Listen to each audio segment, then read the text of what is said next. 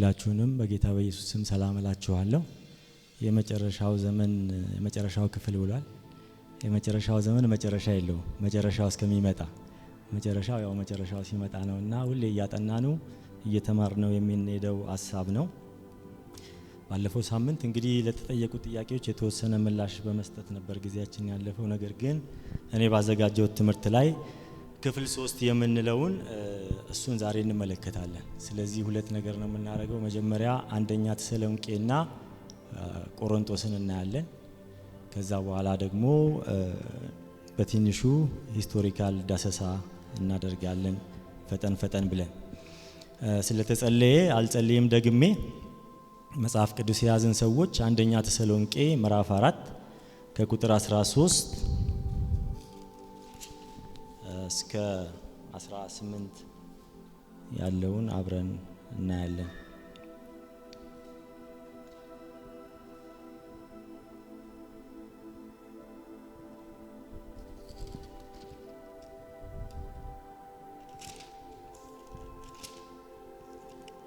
እሺ በጌታ በኢየሱስ ስም አነባለሁ። እንደዚህ ይላል።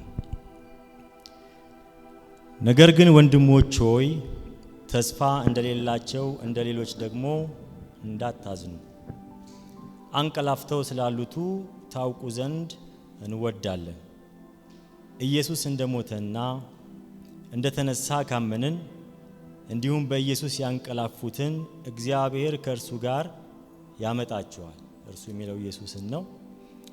በጌታ ቃል የምንላችሁ ይህ ነውና እኛ ሕያዋን ሆነን ጌታ እስኪመጣ ድረስ የምንቀር ያንቀላፉትን አንቀድምም። ጌታ ራሱ በትእዛዝ በመላእክትም አለቃ ድምፅ በእግዚአብሔር መለከት ከሰማይ ይወርዳልና በክርስቶስም የሞቱ አስቀድመው ይነሳሉ። ከዚያም በኋላ እኛ ሕያዋን ሆነን የምንቀረው ጌታን በአየር ለመቀበል ከእነርሱ ጋር በደመና እንነጠቃለን። እንዲሁም ሁልጊዜ ከጌታ ጋር እንሆናለን።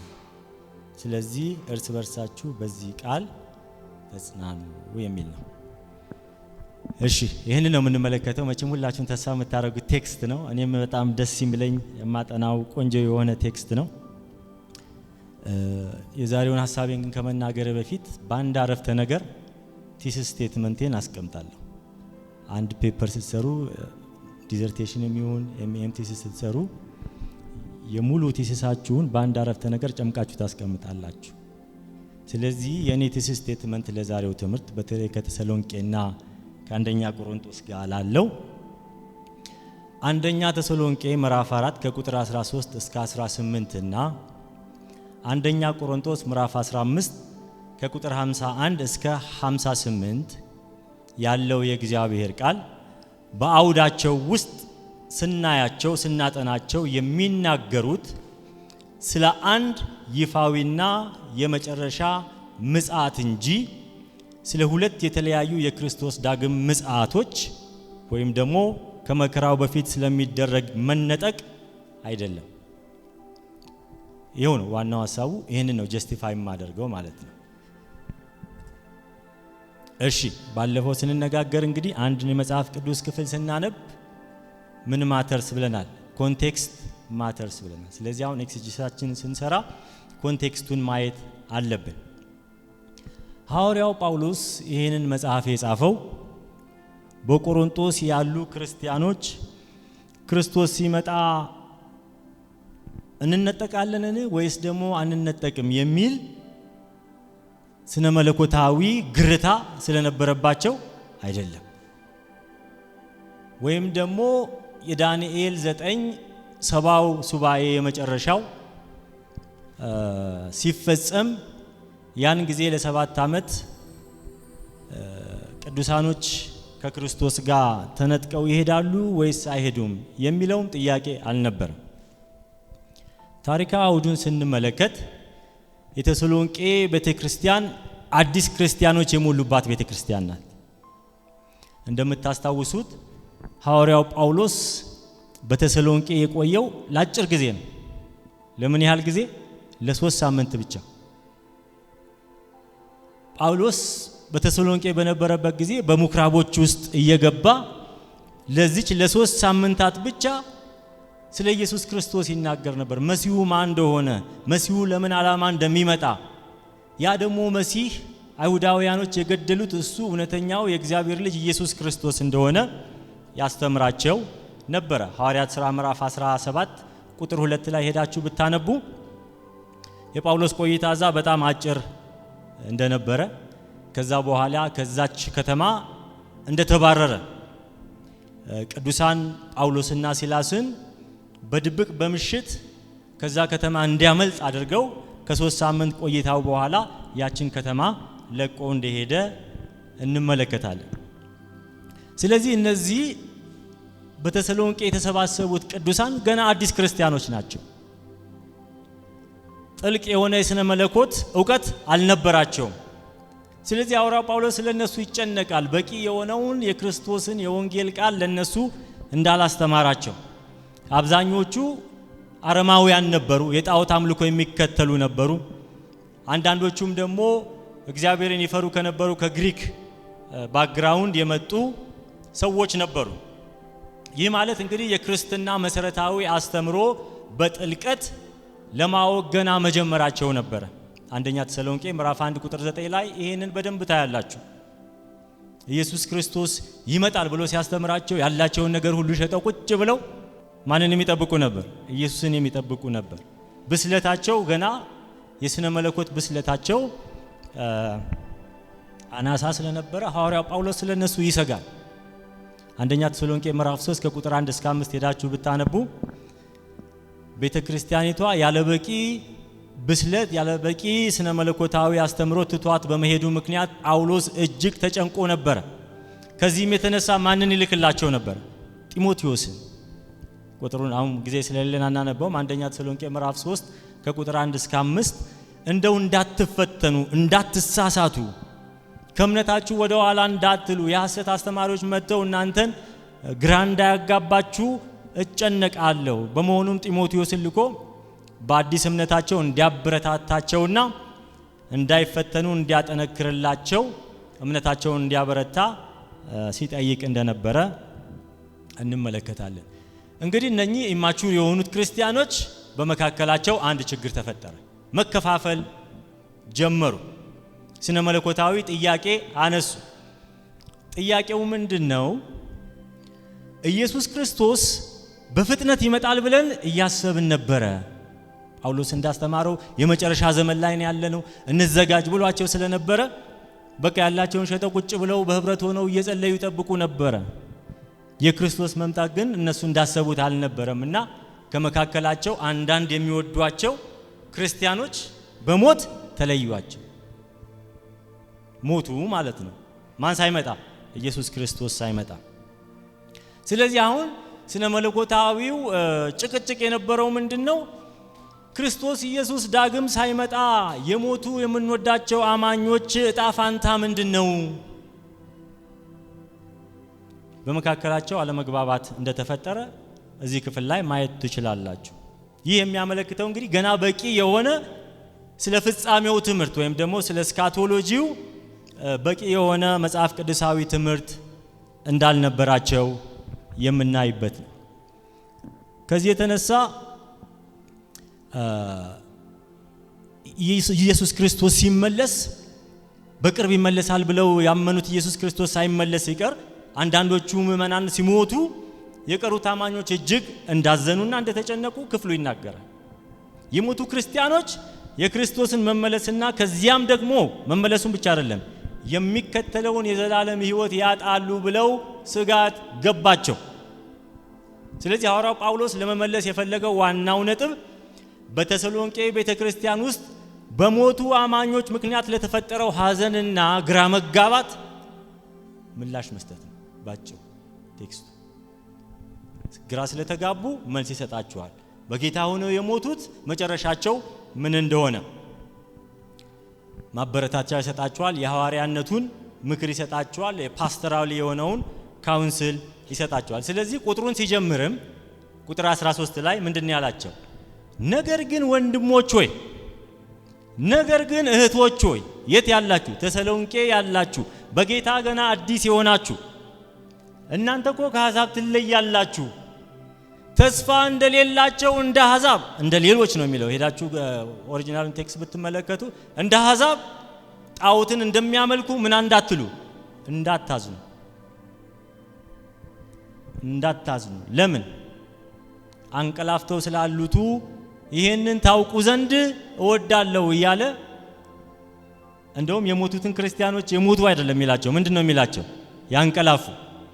አንቀላፋና ሞተ መካከል በጣም ፖዚቲቭ ልዩነት አለ። ያንቀላፋ ምን ይሆናል? ይነሳል። የሞተ አይነሳም። ስለዚህ እነሱ እናንተ እንደምታስቡት ምን አልሆኑ? አልሞቱም። ምን ብለዋል? አንቀላፍተዋል። ተስፋ እንደሌላቸው እንደ አሕዛቦች አትሆኑ። ከዛ በኋላ ቁጥር 14 ላይ ሄዳችሁ ስትመለከቱ እሺ ታዲያ ምን ይሆናሉ ለሚለው ምላሽ ሲሰጥ ነገር ግን ወንድሞች ሆይ ተስፋ እንደሌላቸው እንደሌሎች ደግሞ እንዳታዝኑ አንቀላፍተው ስላሉት ታውቁ ዘንድ እንወዳለን። ኢየሱስ እንደሞተና እንደተነሳ ካመንን ያውን ማብራሪያ ይሰጣቸዋል። ስነ መለኮታዊ ማብራሪያ እምነታቸው በደንብ በዛ የተቃኘ እንደሆነ ራሳቸው እንዲፈትኑ ካመንን እንዲሁም በኢየሱስ ያንቀላፉትን እግዚአብሔር ከእርሱ ጋር ምን ያረጋቸዋል? ያመጣቸዋልና። ክብር ለኢየሱስ ይሁን። በጌታ ቃል የምንላችሁ ይህ ነውና እኛ ሕያዋን ሆነን ጌታ እስኪመጣ ድረስ የምንቀር እንደውም ከፈለጋችሁ እኛ ሕያዋን ሆነን ጌታ እስከሚመጣ ድረስ በስጋ የምንቀር ሰዎች የሞቱትን ምን አንልም አንቀድምን። የሞቱትን አንቀድምን ሲል ምን ማለቱ ነው? እነሱ መጀመሪያ ምን ይሆናሉ? ይነሳሉ። ሲነሱ ግን ከኛ ተለይተው ነው የሚነሱት። ምን ሆነው ነው የሚነሱት? የከበረ ስጋ ለብሰው ነው የሚነሱት። እነሱ አስቀድመው ይነሳሉ። ምን ለብሰው? የከበረውን ስጋ ለብሰው ይነሳሉ። ከዛ በኋላ እኛ ደግሞ ሕያዋን ሆነን የቆምነው ቆሮንቶስ ጋር እንሄዳለን። በቅጽበት አይን ምን እንሆናለን? እንለወጣለን ይላቸውና ከዛ በኋላ እኛ ሕያዋን ሆነን ጌታ እስኪመጣ ድረስ የምንቀር ያንቀላፉትን ጭራሽ አንቀድምም። ጌታ ራሱ በመላእክት በትእዛዙ በመላእክት አለቃ ድምፅ በእግዚአብሔር መለከት ከሰማይ ይወርዳልና በክርስቶስም የሞቱ አስቀድመው ይነሳ። አስቀድመው ማለት መጀመሪያ ይነሳሉ የከበረ አካል ይዘው። ከዛ በኋላ እኛ ደግሞ የከበረ አካል እንለብሳለን። there will be a union between us የሞቱ ክርስቲያኖችና በሕይወት ያሉ ክርስቲያኖች ምን ይሆናሉ? አንድ ላይ ህብረት ያደርጋሉ። አንድ ላይ የከበረ አካል ይለብሳሉ።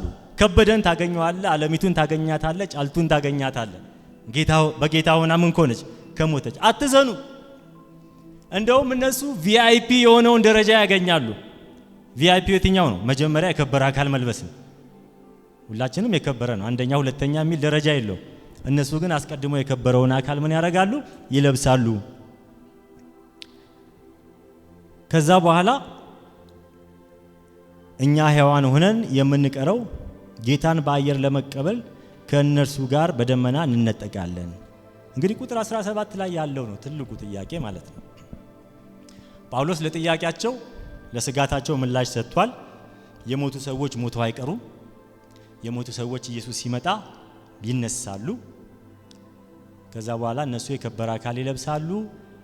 አንድ ላይ አብረን እንሆንና ማንን እንቀበላለን? ጌታን እንቀበላለን። የት? እዚሁ አይደለም፣ አየር ላይ በደመና እዚሁ እንቀበሉ። ጌታ ሲመጣ የት ነው? እንነጠቃለን አትበሉ እንጂ መጽሐፍ ቅዱስ እንደሚለው በአየር ላይ። ክብር ለኢየሱስ ይሁን። አሁን እሱ ነው ዛሬ በደንብ የምንመለከተው። ታምር ይፈጠራል ጌታ ሲመጣ። ምድር ላይ ሆነን ጌታን አንቀበለውም። የት ነው የምንቀበለው? በአየር ላይ በደመና በክብር ምን ብለን በመለኮታዊ ኃይል ተመንጭቀን ጌታን በአየር ላይ ምን እንላለን? እንቀበላለን። ስለዚህ ወደዛ ከመምጣቴ በፊት ይሄን ልጨርሰው። ተስፋ እንደሌላቸው ልጆች አታንቀላፉ፣ አንቀላፍተው ያሉት እነሱ አስቀድመው ይነሳሉ ያለ ምክሩን ይሰጣቸዋል። ከዛ በኋላ እዚህ ድረስ እንግዲህ ማንም ሰው ጥያቄ ያለው አይመስለኝም። ይሄ ግልጽ ነው። ቁጥር 17 ላይ ያለውንም ሐሳብ በዚህ ዋነኛ ሐሳብ ነው የምንተረጉመው እንጂ ከዚህ ሐሳብ ውጪ በሆነ ነገር አንተረጉመው። ያን እንዳናደርግ ሉጋም ያደረገብን ምኑ ነው? ቴክስቱ ነው። ቴክስቱ ሲባል ደግሞ ያቺ ቁንጽል ሐሳብ ያለችባት የመጽሐፍ ቅዱስ ክፍል ብቻ ሳትሆን ያ ምዕራፍ በሙሉ የሚናገረው ሐዋርያ ጳውሎስ በሙሉ የሚናገረው መልእክቶች በሙሉ የሚናገሩት ከዛ በኋላ ወንጌላት በሙሉ የሚናገረው አዲስ ኪዳን በሙሉ የሚናገረው ብሉይ ኪዳን በሙሉ የሚናገረው የቤተ ክርስቲያን አባቶችና እነኒ ክሪዶቻችን በሙሉ የሚናገሩት ያ ሁሉ ኮንቴክስት ውስጥ ያለ ነው። ስለዚህ ትርጉማችን ከዛ የተቃረነ መሆን የለበትም ማለት ነው። ከዚያ በኋላ እኛ ሕያዋን ሆነን የምንቀረው ጌታን በአየር ለመቀበል ከእርሱ ጋር በደመና እንነጠቃለን። ስለዚህ መጽሐፍ ቅዱስ ይኸው እንነጠቃለን ይላል። ለምንድን ነው መነጠቅን የምንፈራው? ከሆነ እንነጠቃለን ለሚለው ጥያቄ አሁን ምላሽ ለመስጠት እፈልጋለሁ። አንድ ነገር ግን አስረግጬ ልሂድ። ዳንኤል ምዕራፍ 7 ላይ ያለው ሰባ ሱባኤና አንደኛ ተሰሎንቄ ላይ ያለው ቴክስቶች ሁለቱ የሚገናኙ ኢሹዎች አይደሉም። እንዴት እንዳልሆኑ ላሳያችሁ። እዚህ ጳውሎስ የሚናገረው አንደኛ ተሰሎንቄ ምዕራፍ 4 ላይ ያለው እንነጠቃለን የሚለው ቃል የግሪኩ ቃል ምንድነው ብያችኋለሁ ከዚህ በፊት። ሌክሲካል ፎርሙ ሃርፓዞ የሚለው ቃል ነው። ይሄ ሃርፓዞ የሚለው ቃል ደግሞ ታሪካዊ አውድ አለው። ያ ታሪካዊ አውዱ አማኞች ከ7ቱ ዓመት መከራ በፊት በሚስጥር ወደ ሰማይ ይነጠቃሉ ወይም ይወሰዳሉ የሚለውን ሐሳብ አያስተላልፍም። ከዛ ይልቅ ሃርፓዞ የሚለው በአንደኛ ተሰሎንቄ ምዕራፍ 4 ቁጥር 17 ላይ ያለው በአማርኛው ቅዱሳን ይነጠቃሉ ወይም ይወሰዳሉ ተብሎ የተተረጎመው በዘመኑ በነበረው ባህል ውስጥ ልዩ የሆነ የታሪክ ትርጉም ነበረው። ይህም ሃርፓዞ የሚለው የግሪክ ቃል የኢየሱስ ክርስቶስን የክብር አቀባበል የሚያመለክት ነበረ። ምን ማለት ነው? በግሪክ አዲስ ኪዳን ውስጥ ለእንግሊዘኛው ራፕቸር የሚል ቀጥተኛ ትርጉም የለም። ከዚህ በፊትም ነግሬያችኋለሁ። የትኛውንም የእንግሊዘኛ የመጽሐፍ ቅዱስ ትርጉም ብታነቡ አንደኛ ተሰሎንቄ ምዕራፍ 14 ምዕራፍ ቁጥር 17 ላይ ራፕቸር የሚል ትርጉም የለውም። ምንድነው የሚለው? ጌታ ሲመጣ እኛ በህይወት ያለንም የሞቱትም ምን እንሆናለን ነው የሚለው። we will be caught up እንጂ ራፕቸር አይደለም። ለምንድነው? ራፕቸር የሚለው ግስ ስም ነው። caught up የሚለው ደግሞ ምንድነው? ቨርብ ነው። ስለዚህ እዚህ ጋር ያለው እንነጠቃለን የሚለው ቃል አሁን ባለው አስተምህሮ ዝም ብሎ ተራ አንድ ቃል አይደለም። አክሽን ቨርብ አይደለም። ስም ነው። የምን ስም? የስነ መለኮታዊ አስተምሮ ስም ነው። ከሱ ጋር የተያያዙ ብዙ ስነ መለኮታዊ አስተምሮ ስላሉት የግሪኩ ቃል ሃርፓዞ ግስ ሆኖ ያለ እንነጠቃለን የሚለው አማርኛ ግን ምን ሆኖ ተገኝቷል? ስም ሆኖ ተገኝቷል። ናውን ሆኖ ተገኝቷል። ምንን ሪፈር እያደረገ? አንደኛ ለ7 ዓመት መከራ እንዳለ፣ ሁለተኛ ክርስቶስ 2 ጊዜ ተመልሶ እንደሚመጣ። አሁን መነጠቅ አንድ ሰው ሲያስብ መነጠቅ ዝም ብሎ ወደ ሰማይ መወሰድ እንዳልሆነ ነው የሚያስበው። ምክንያቱም ከመነጠቅ ጋር አብሮ ያለ ስነ መለኮታዊ አስተምሮ ስላለ። ስለዚህ ይሄ በግሪክ አዲስ ኪዳን ውስጥ ለእንግሊዘኛው ራፕቸር የሚለው ናውን ነው ያልኳችሁ፣ ቀጥተኛ ቃል የለም። የእንግሊዘኛው ቃል ራፕቸር የሚለው የመጣው ከላቲኑ ትርጉም ነው እንጂ ከግሪኩ ትርጉም አይደለም። የላቲኑ ትርጉም ደግሞ ምን ይባላል? vulgate ይባላል። ጀሮም ነው ትራንስሌት ያደረገው 5ኛው ሴንቸሪ ላይ እና በአንደኛ ተሰሎንቄ ምዕራፍ 4 ቁጥር 17 ላይ ጥቅም ላይ የዋለው የግሪክ ግስ ሃርፓዞ ትርጉሙ በኃይል ወደ ላይ ምን ማድረግ? መመንጨቅ የሚለው ትርጉም ነው እንጂ ያዘው መነጠቅ የሚለውን እንደ ስም ስነ መለኮታዊ አስተምሮውን የያዘ ትርጉም የለውም። እሺ፣ ስለዚህ ኢየሱስ ክርስቶስ ሲመጣ የሞቱትም እኛም በአንድ ላይ ሆነን በእግዚአብሔር ኃይል በመለኮት ክንዱ ከምድር ላይ ወደ ሰማይ ምን እንሆናለን? እንመነጨቃለን። that is a verb, that's an action verb። በአየር ላይ እንሆንና ምን እናደርጋለን? በደመና የመጣውን ንጉሳችንን ኢየሱስ ክርስቶስን እንቀበላለን።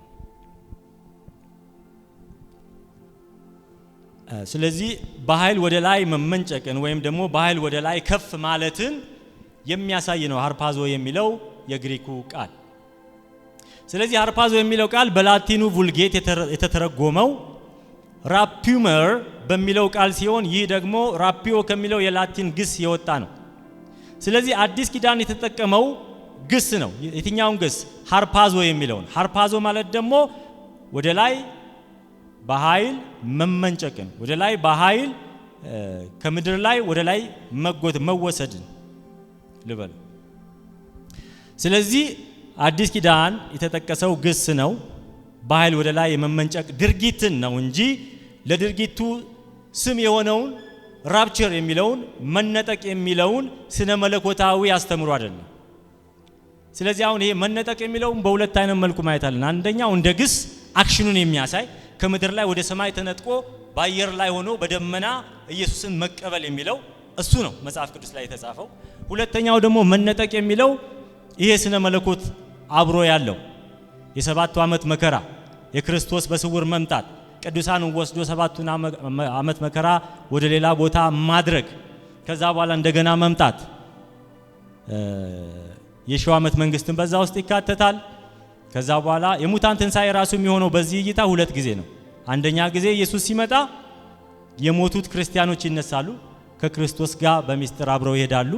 ሁለተኛ ጊዜ ደግሞ ሲመለስና ሲመጣ ያን ጊዜ ደግሞ የሞቱት ያላመኑት ይነሳሉ፣ ይፈረድባቸዋል የሚለውን ይሄ የታጨቀ ስነ መለኮታዊ አስተምሮ በውስጡ አለ። ልክ እንደምን እንደ ኒውማቶሎጂ፣ እንደ ክሪስቶሎጂ፣ እንደ አንትሮፖሎጂ ስነ መለኮት አዊ ትምህርትና ስም ነው እንጂ ግሱ አይደለም። ስለዚህ እዚህ ጋር የተጠቀሰው የአማርኛው እንነጠቃለን የሚለው ከምድር ላይ ተነስተን በአየር ላይ በደመና በክብር ጌታን እንቀበለዋለን የሚል ትርጉም ነው እንጂ ያለው ባይዘዌ በኋላ መጣበታለሁ። በአየር ላይ የምንነጠቀው ወይም ደግሞ የምንወሰደው የአማርኛውን ትርጉም በወስድ ለፐርፐዝ ነው፣ ምክንያት አለው። ለምንድን ነው ነው የሚለው? ጌታን ለመቀበል ከጌታ ጋር ለመሄድ አይደለም የሚለው፣ ጌታን ለመቀበል ኢየሱስን ምን ማድረግ ለመቀበል ነው።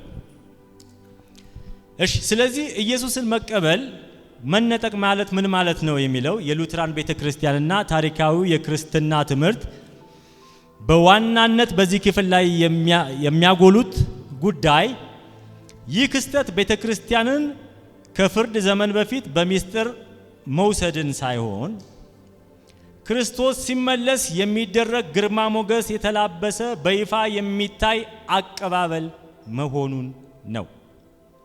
አንደኛ ተሰሎንቄ ምዕራፍ 4 ቁጥር 17 ለመረዳት ቁልፍ የሆነው ቀጥሎ ያለው ነው። በአየር ላይ ክርስቶስን ለመቀበል ተመንጭቀን በሰማይ ላይ እንሆናለን። ለምን? ክርስቶስን ለመቀበል አፓንቴሱስ የሚለው የግሪኩ ቃል ማለት ነው። ስለዚህ በጥንት ዘመን ይሄ አቀባበል ደግሞ የተባለው ወደ አንድ ከተማ ሊመጣ ያለን ታላቅ ሰው አንድ ንጉስ ወይም ደግሞ ንጉሰ ነገስት ወይም ደግሞ አንድ ኢምፔሪየር ሮማን ይገዛ ከነበሩ ኢምፔሪየሮች ወደ አንድ ከተማ ሲመጡ የሚደረግ ይፋዊና ስርዓት የተሞላበት አቀባበልን ለመግለጽ ይውል ነበረ። ስለዚህ የከተማው ነዋሪዎች በሙሉ አንድ ላይ ተጠራርተው በተለይ ደግሞ ዴሊጌትድ የሆኑ የተመረጡ ሰዎች እየመጣ ያለውን ገዢ እየመጣ ያለውን ንጉስ ለመቀበል ከከተማው ቅጥር ውጪ ይወጡና ወዲያውኑ ዞር ብለው ያንን ንጉስ አጅበው ወደ ከተማው ይመለሳሉ አቀባበል ለማድረግ። ስለዚህ ስለ መለኮታዊ እንድምታው ምንድነው? ሐዋርያው ጳውሎስ ይሄን ታሪካዊ በግሪኮ ሮማን ወርልድ ያለውን ይሄን ታሪካዊ የንጉስ አቀባበል ለክርስቶስ አፕላይ ሲያደርገው ስለ መለኮታዊ እንድምታው አማኞች ጌታን ለመቀበል በአየር ላይ ስንወጣ ሃርፓዞ የሚለው ዓላማው የሚመለሰው ንጉስ እየተቀበልን ወዲያውኑ እሱን አጅበን አገዛዙን ለመመስረት ወደ ምድር አብረን ከክርስቶስ ጋር እንደምንመጣ ይሄውም ደግሞ ጌታ የሚመሰርተው አዲስ ሰማይና አዲስ ምድር እንደሆነ ሁለተኛ ጴጥሮስ ምዕራፍ 3 ቁጥር 13 ላይ ተገልጿል። ስለዚህ ሃርፓዞ የምንሆነው ወደ ሰማይ በመለኮታዊ ኃይል የምንወሰደው ወይም የምንመነጨቀው ክርስቶስን ለመገናኘት ነው። ክርስቶስን ዌልካም ለማለት ነው። ከዛ በኋላ ንጉስ የሆነውን ኢየሱስ ክርስቶስን አጅበን ወደዚህ የመጨረሻው ፍርድ ወደሚሆንባት ምድር ከርሱ ጋር አብረን ልንመጣ ነው እንጂ ከክርስቶስ ጋር ወደ ሌላ ቦታ ልንሄድ ሳይሆን ልንቀበል የሚለውን በደንብ ማየት ያስፈልጋል ማለት ነው። የስ መለኮታዊ የሆነ ነገር ይፈጸማል።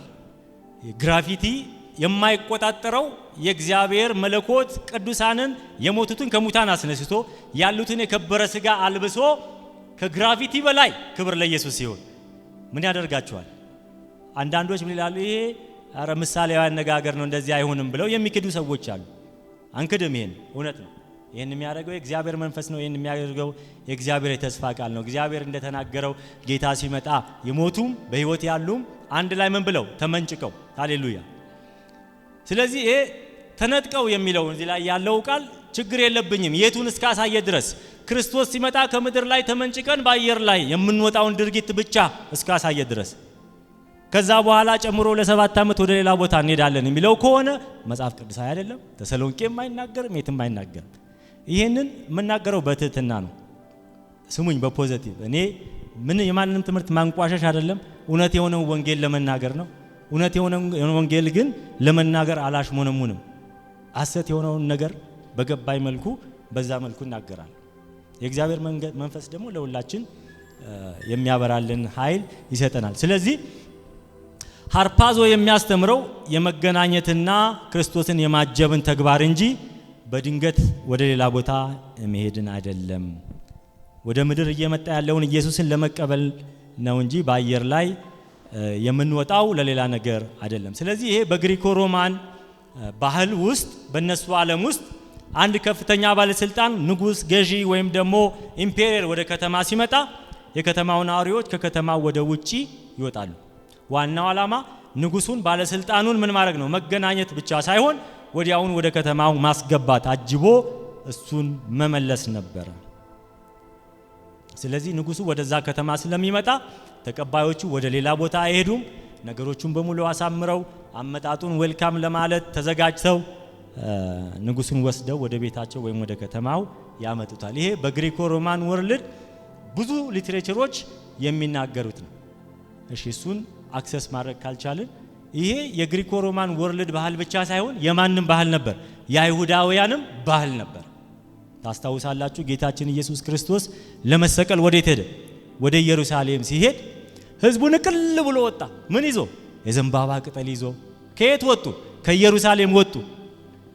ከኢየሩሳሌም ወጡ፣ ወደ ቢታንያ ሄዱ።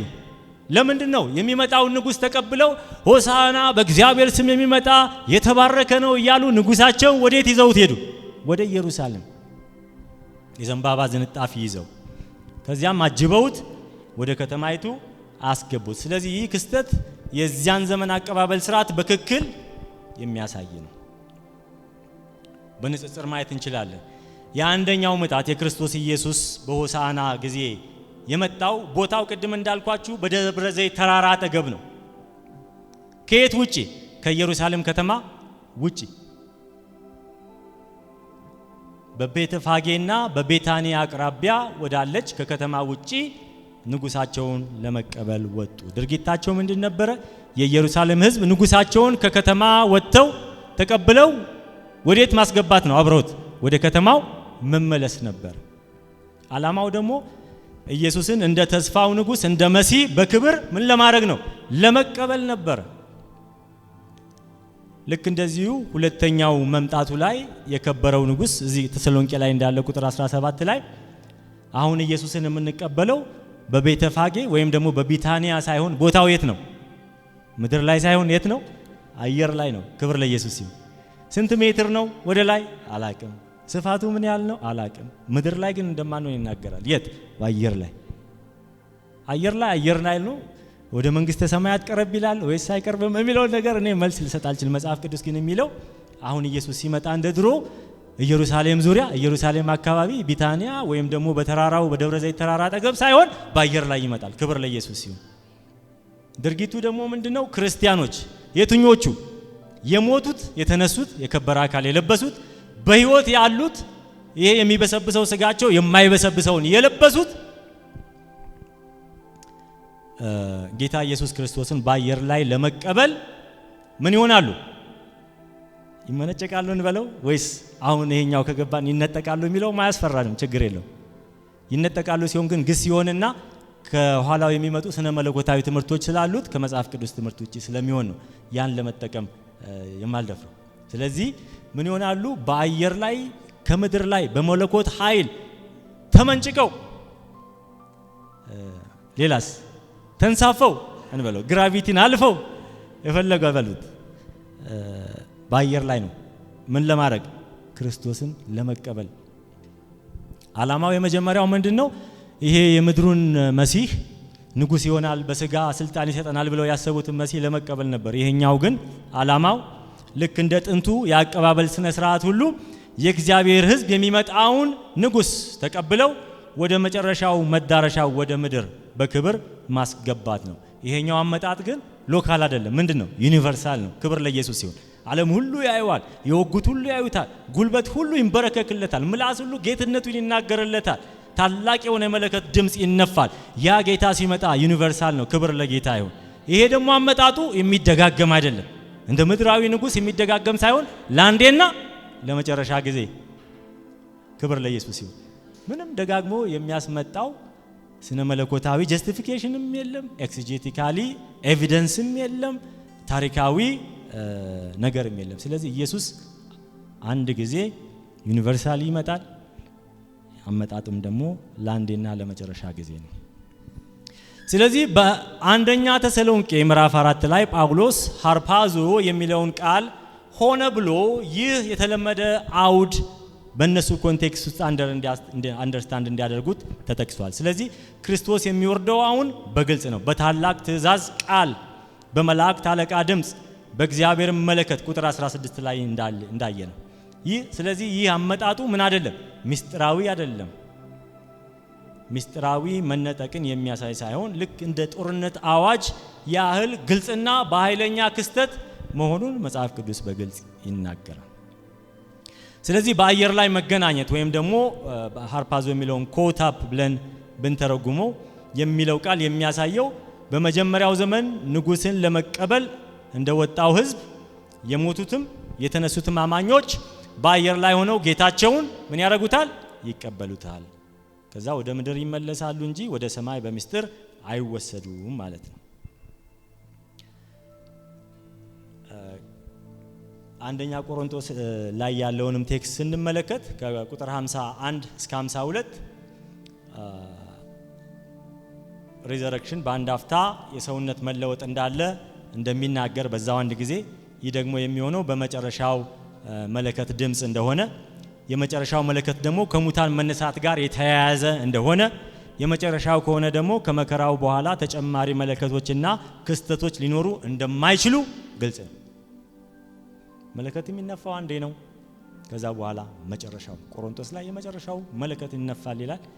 ከመጨረሻው በኋላ የመጨረሻ አይባልም። መጨረሻ ነው። ስለዚህ ክርስቶስ የሚመጣው አንድ ጊዜ ብቻ ነው። የቅዱሳኑ መሰብሰብና ለዘላለም መለወጥ በዚሁ የመጨረሻ ቀን የሚሆን ነው። አንደኛ ተሰሎንቄ 4 እንግዲህ የሚናገረው በመጨረሻው ቀን ስለሚከናወነው አንድ ብቸኛ የክርስቶስ መምጣት ነው። በዚህ ጊዜ ክርስቶስ የሚመጣው ለመሰቃየት ሳይሆን ለመፍረድ ነው። አማኞች በአየር ላይ ጌታቸውን ለመቀበል ከእርሱ ጋር ጌታቸውን ለመቀበል በአየር ላይ ከፍ እንደሚሉ ከዛ በኋላ ከእርሱ ጋር ወርደው በፍርዱና በክብሩ ለመካፈል እንጂ ከሚመጣው መከራ ወደ ሌላ ቦታ የሚሄዱ እንዳልሆነ የክብር አቀባበል ለማድረግ እንደሆነ ወደ አየር ላይ የሚወጡት የሚወሰዱት በፖዚቲቭ ወይም ደግሞ የሚነጠቁት ከምድር ላይ ከፍ የሚሉት ክርስቶስን ተቀብለው ስናጅበው ወደዚህ መጥተው የክርስቶስን ፍርድ አብረው አቴንድ ሊያደርጉ እንደሆነ ስለዚህ ባለፈው ሳምንት በፊት ጀምሮ እንደተነጋገርነው ማቴዎስ 24 እና ሉቃስ 17 ላይ እንደሚታየው የመጨረሻው ክስተት ፍርድ ነው። አንደኛ ተሰሎንቄ 4 ደግሞ የዚያኑ አንድና የመጨረሻ ቀን ክስተት የክርስቶስን የክብር መገለጥና የክብር አቀባበል ያሳያል። ስለዚህ አንዳንድ ሰዎች ይህን ሳስተምር ምን ይላሉ? ጥበቡ መነጠቅ የለም አንነጠቅም ብሏል ይላሉ። እኔ ሁለት አይነት እንደሆነ እንግዲህ አሁን መነጠቅ ነግሬያችኋለሁ። ይሄ ስነ መለኮቱን የያዘው ከዳንኤል ጋር ተያይዞ ያለው ከዛ በኋላ አንድ ነገር ብቻ አይደለም እንዳልኳችሁ ነው። አሁን ፓተርኑን ስንመለከት የቸርች ዘመን አለ። ኢየሱስ መጀመሪያ ይመጣል፣ የተወሰኑትን ይዞ ይሄዳል። ከዛ በኋላ በምድር ላይ ለ7 ዓመት መከራ ይሆናል። ሙታን ይነሳሉ። እዚህ ጋር የሚነሱት በጌታ የሆኑት ናቸው። ከዛ ሁለተኛ ኢየሱስ ይመጣል። ሁለተኛ ትንሳኤ ይሆናል። የኛው ትንሳኤ ለሚፈረድባቸው ነው። ይመጣና ለ1000 ዓመት መንግስቱን ይዘረጋል። ከዛ በኋላ የመጨረሻ ፍርድ አለ። እነኚህ በሙሉ አብረው የሚያያዙት መነጠቅ ከሆነ መጽሐፍ ቅዱስ አይናገርም። መነጠቅ ግን ከምድር ላይ ከፍ ብለን በእግዚአብሔር ኃይል በመለኮት እጅ ተወስደን ክርስቶስ ሲመጣ በአየር ላይ ልንቀበለው በደመና ልንቀበለው ከሆነ መጽሐፍ ቅዱሳዊ ነው፣ እኛም የምናምንበት ነው። ይሄንን በሁለት መልኩ አስረድቻለሁ። ታሪካዊ ኮንቴክስቱን ጠብቄ ከዛ በኋላ ደግሞ ኤክሲጄቲካል ሚኒንጉን ጠብቄ። መነጠቃችን ወይም መወሰዳችን ከምድር ላይ ከፍ ማለታችን ዓላማ አለው። ምንድነው? ለመቀበል ማንን? ንጉሱን ለመቀበል። እንግዲህ እግዚአብሔር ረድቶን በዛ ጊዜ ከሚነጠቁስ እንድንሆን ጌታ ይርዳን። አሜን። ደግሞም ይረዳናል። አማኞች በአየር ላይ ጌታቸውን የሚቀበሉት ከእርሱ ጋር ወርደው በፍርዱና በክብሩ ለመካፈል እንጂ ከሚመጣው መከራ ለማምለጥ አይደለም። ማቴዎስ 24 እና ሉቃስ 17 ላይ እንደሚታየው የመጨረሻው ክስተት ፍርድ ነው። አንደኛ ተሰሎንቄም ደግሞ የዚያኑ አንድ የመጨረሻ ቀን ክስተት የክርስቶስን የክብር መገለጥና የክብር አቀባበል የሚናገር ነው። ስለዚህ መደምደሚያው ምንድነው? አንደኛ ተሰሎንቄና ቆሮንቶስ ላይ ላለው የኢየሱስ ክርስቶስና የሐዋርያትን ትምህርት በአውዱ መሰረት መረዳት እንደሚያሳየው የክርስቶስ ዳግም ምጽአት አንድና የመጨረሻ ነው። ማቴዎስ 24 እና ሉቃስ 17 ላይ መወሰድ ማለት ለመዳን መወሰድ ሳይሆን ለፍርድ መወሰድ ማለት ነው። በዛ ኮንቴክስት ውስጥ ኃጢአተኞች በእግዚአብሔር ቁጣ እንደሚወሰዱ ወይም ደግሞ እንደሚጠፉ ሁሉ በመጨረሻው ቀን ደግሞ ጻድቃን ልክ እንደ ሎጥና እንደ ኖህ ከፍርድ እንደሚጠበቁ እንደሚድኑ የሚናገር ቴክስት ነው። አንደኛ ተሰሎንቄ 4 ደግሞ ያንኑ የመጨረሻውን ቀን በተለየ መልኩ ይገልጸዋል። እንዴት አድርጎ? አንደኛ ተሰሎንቄ ስለ ምስጢራዊ መነጠቅ ሳይሆን የሚናገረው ያረፉ ያንቀላፉ አማኞች ምንም አንዳቸውም ሳይጎድሉ በክርስቶስ ዳግም ምጽአት ይፋዊ ትንሣኤና የዘላለም ሕይወት እንደሚያገኙ ለተናደዱ፣ ለተበሳጩ፣ ግራ ለገባቸው ለተሰሎንቄ ክርስቲያኖች ማጽናኛ የሰጠበት ቴክስት ነው። ስለዚህ በመሆኑም እነዚህ ጥቅሶች ከመከራው በፊት የሚደረግ መነጠቅ በፍጹም አይደግፉም። ይልቁንም የመጨረሻውን የፍርድ ቀን እርግጠኛነትና ለዘላለም ለመኖር እንዲዘጋጁ የተሰጠውን በረከት፣ ተስፋና ማሳሰቢያ የሚናገሩ ክፍሎች ናቸው። ስለዚህ የኛ ቤተክርስቲያን ሉትራን ቤተክርስቲያን ስለሆነች መካነ ኢየሱስ የሉትራን ቤተክርስቲያን ማለት እችላለሁ። ከ7 ዓመት መከራ በፊት ቤተክርስቲያን በስውር ወይም በሚስጥር ትነጠቃለች የሚለውን ሐሳብ አትቀበልም። ቅዱሳት መጻሕፍት የሚያስተምሩት ብቸኛ ግልጽና በአይን የሚታይ የክርስቶስ መመለስ እንደሆነ ነው። ይህም በሕያዋንና በሙታን ላይ የሚፈጸም የመጨረሻ ምንድነው ብያችኋለሁ? ፍርድ፣ የፍርድ ክስተት ነው። ያ ፍርድ ደግሞ ለሁለቱም ነው ብያችኋለሁ፣ ለዳኑትም ላልዳኑትም። የፍርዱ አይነት ሁለት አይነት ነው። ምናልባት ባለፈው ሳምንት ካልተናገርን አንደኛው ፍርድ የታላቁ ነጭ ዙፋን ፍርድ ነው። ይሄ ራእይ ምዕራፍ 20 ላይ ከቁጥር 11 እስከ 15 ላይ ላልዳኑ ሰዎች የሚደረግ ፍርድ ነው። ይሄ ምን ማለት ነው? የነጩ ዙፋን ፍርድ የሚባለው የመጨረሻው ቅጣት ለዘላለም ከክርስቶስ ያላመኑ ሰዎች፣ ጌታን ያልተቀበሉ ሰዎች ከክርስቶስ ከእግዚአብሔር የሚለዩበት። ለምን? ስማቸው በሕይወት መዝገብ ስላልተጻፈ። ስማቸው በሕይወት መዝገብ በእሳት ባህር ውስጥ በሕይወት መዝገቡ ስለሌለ ወደ እሳት ባህር የሚጣሉበት የታላቁ ነጭ ዙፋን ፍርድ እንደሆነ፣ ዳኛው ራሱ ጌታ ኢየሱስ ክርስቶስ እንደሆነ፣ ፈራጁ ራሱ ጌታ ኢየሱስ ክርስቶስ እንደሆነ መጽሐፍ ቅዱሳችን ይናገራል። ምክንያቱም ዮሐንስ ወንጌል ምዕራፍ 5 ከቁጥር 22 እስከ 27 ላይ ስትመለከቱ እግዚአብሔር አብ ራሱ ሁሉን የመፍረድ ስልጣን ለወልድ እንደሰጠው ይናገራል። ስለዚህ አማኞች ለክርስቶስ ፍትህ ምስክር ሆነው ከፈራጁ ከኢየሱስ ክርስቶስ ጋር አብረው ይቆማሉ። we are the witness of Christ's justice። በዛ ጊዜ አብረን ከክርስቶስ ጋር እንሆናለን። ያ ፍርድ ግን ለኛ አይደለም። ቅድም እንዳልኳችሁ ለማን ነው? ለማያምኑ ሰዎች ነው። ምን ይባላል? ይሄ የታላቁ ነጭ ዙፋን ፍርድ ይባላል። ሁለተኛው ደግሞ የክርስቶስ የፍርድ ወንበር።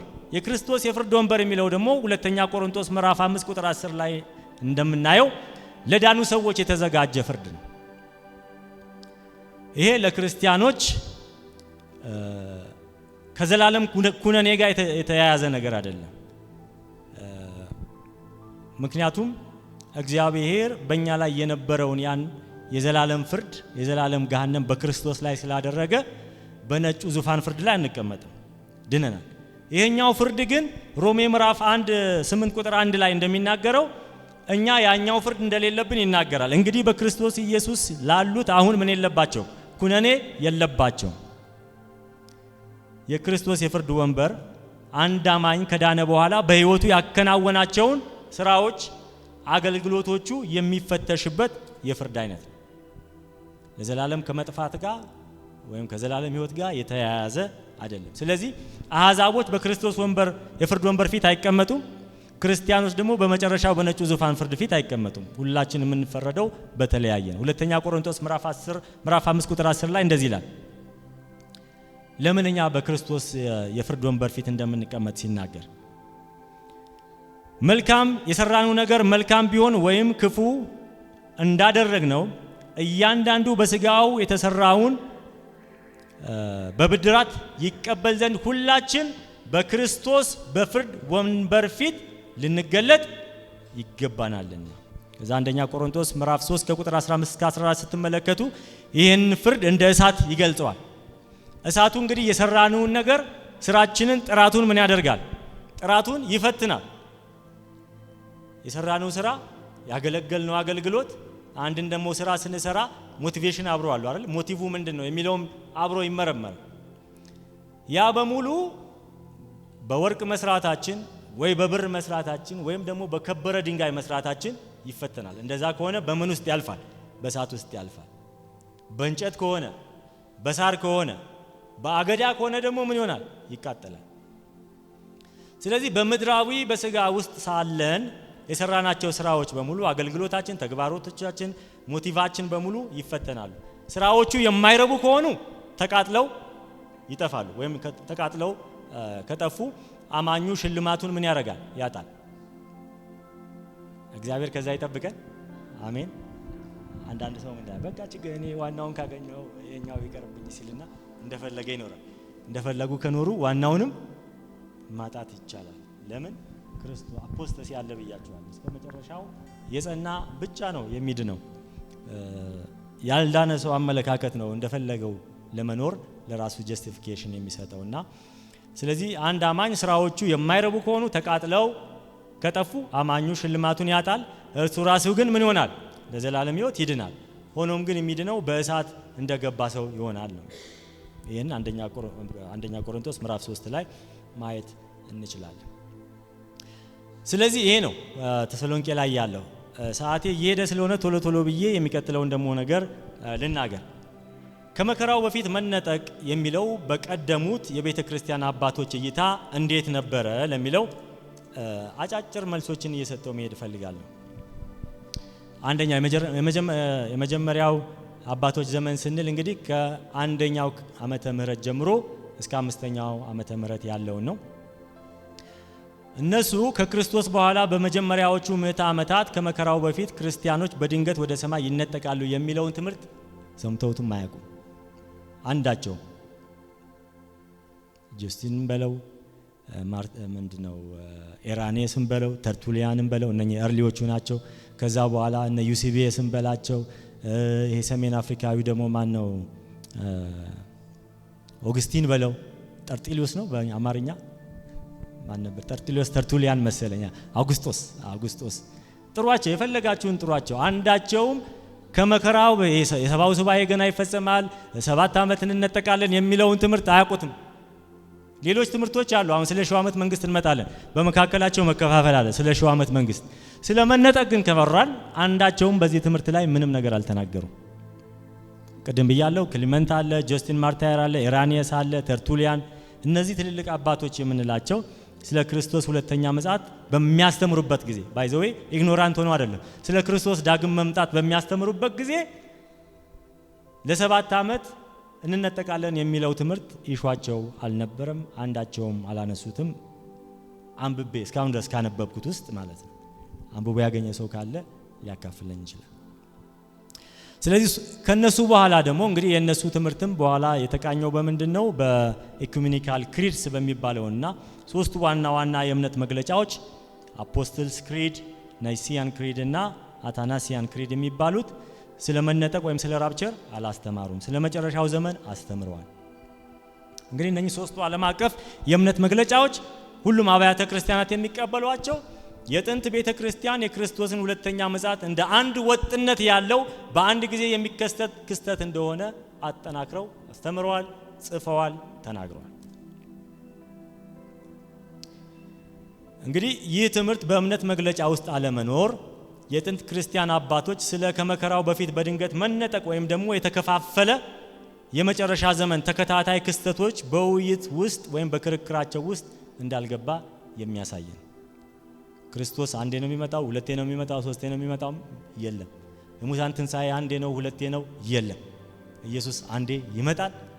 ከዛ በኋላ ፍርድ አለ። ከዛ በኋላ መከፋፈል አለ። እንግዲህ በታሪክ ተመራማሪዎችና በስነ መለኮት ምሁራን ከኛ የተሻሉ ሰዎች መካከል ያለው የጋራ ስምምነት ካልቪኒስትን በለው ዚንግሊያንን በለው ሉተራንን በለው ሁሉም የተስማሙበት በዘመናዊው የዲስፔንሴሽናል ስነ መለኮት እንደሚታሰበው ማለትም ቤተክርስቲያንን ከወደፊቱ ታላቅ መከራ መውሰድ ክርስቶስ በይፋ ከመመለሱ 7 ዓመት ቀደም ብሎ የሚከናወን የተለየና ስውር ክስተት የሆነውን ከመከራው በፊት የሚደረገውን ድብቅ መነጠቅ አስተምሮ በግልጽ ያስተማረ የጻፈ ወይም የተከራከረ ማንም የመጀመሪያ የቤተ ክርስቲያን አባት የለም ብለው ያምናሉ። እነማ በታሪክ በጣም የታወቁ ስኮላርስ የምንላቸው ሊቆች የምንላቸው ተመራማሪዎች የምንላቸው የስነ መለኮት አዋቂዎች የምንላቸው ሁለቱንም ዊንግ ሊብራኑንም በሉት ኮንሰርቫቲቭንም በሉት ሁሉም የሚስማሙት በዚህ ነው። ስለዚህ በመካከለኛው ዘመን ከመከራ በፊት መነጠቅ የሚለው ጽንሰ ሐሳብ ከውይይት ውጪ ነበረ በጥንቷ ቤተክርስቲያን አባቶች። በዚያን ጊዜ የመጨረሻው ዘመን 1000 ዓመት መንግስት ምሳሌያዊ ነው ወይስ ደግሞ ቀጥተኛ ነው የሚለው ትርጉም ግን አከራካሪ ነበር። በኋላ መጣበታል። አከራካሪ የነበረው ኢየሱስ መጥቶ ለ1000 ዓመት በምድር ሊትራሊ ይነግሳል ወይስ ደግሞ አይነግስም የሚለው ሐሳብ በጥንት አባቶች መካከል የአርጊውመንት የመከራከሪያ ነጥብ ነበረ እንጂ ቅዱሳኖች ለ7 ዓመት ከመከራ ይሄዳሉ የሚለው ኢሹ አልነበረም። ስለዚህ የቅዱስ ኦግስቲን በየእግዚአብሔር ከተማ በሚለው ጽሑፉ ላይ ሲናገር ስለ 1000 ዓመት ሲናገር ምንድነው የሚለው? የአሚሊያኒዝም አመለካከት ደግፎ ሲናገር ራእይ ምዕራፍ 20 1000 ዓመት መንግስት በምልክታዊ መልኩ ክርስቶስ ቤተክርስቲያንን በቤተክርስቲያን በኩል አሁን የሚገዛበትን ዘመን ሊያሳይ ነው እንጂ ወደፊት መጥቶ የሚመሰርተው የ1000 ዓመት መንግስት የሚባል ነገር የለም ብሎ ተናግሯል። ስለዚህ መንግስቱም መንፈሳዊ እንጂ የምድር እንዳልሆነ በግልጽ አመልክቷል። በመጨረሻም አንድ ትንሣኤና አንድ ፍርድ ብቻ እንደሚኖር አስተምሯል። ኦግስቲን የሁሉም የሪፎርመርስ እንደ ኦቶሪቲ የሚታይ early church father እንደሆነ በኋላ ላይ እንመለከታለን። ስለዚህ የመካከለኛው ዘመን ከመከራ በፊት መነጠቅ የሚለው ጽንሰ ሐሳብ ከውይይት ውጪ ነበረ በጥንቷ ቤተክርስቲያን ማለት ነው። የክርስቲያኖች መከራ ደግሞ እንደ የእምነታቸው ምልክት ይታይ ነበር እንጂ ከመከራው በፊት መነጠቅ ወይም ደግሞ ክርስቲያኖች ከመከራ ውጪ የሆነ ህይወት እንደሌላቸው ያስተምራሉ። እንደውም ብዙዎቹ ለክርስቶስ ወንጌል ማርታይር ለመሆን ይጸልዩ ነበር። ይጸልዩ ነበር። ምን ለመሆን? ለክርስቶስ ወንጌል ለመስዋዕት ይሽቀዳደሙ ነበር።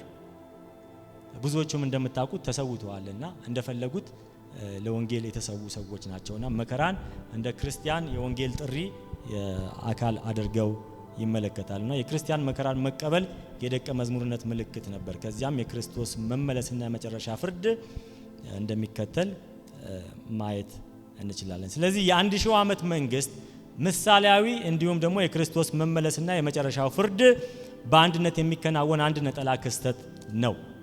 ስለዚህ አሚሊኒያሊዝም የሚባል አሁን 3 ቪው አለ። እሱን ነግራችኋለሁ። የኛ የሉትራን ቤተክርስቲያን የምትከተለው የ1000 ዓመት ቃል በመጽሐፍ ቅዱስ ትርጓሜ ስንመለከተው ራዕይ ምዕራፍ 20 ላይ የተጠቀሰው የ1000 ዓመት አገዛዝ ቃል በቃል እንደማይፈጸም ምሳሌያዊ እንደሆነ የሚያስተምር ነበረ።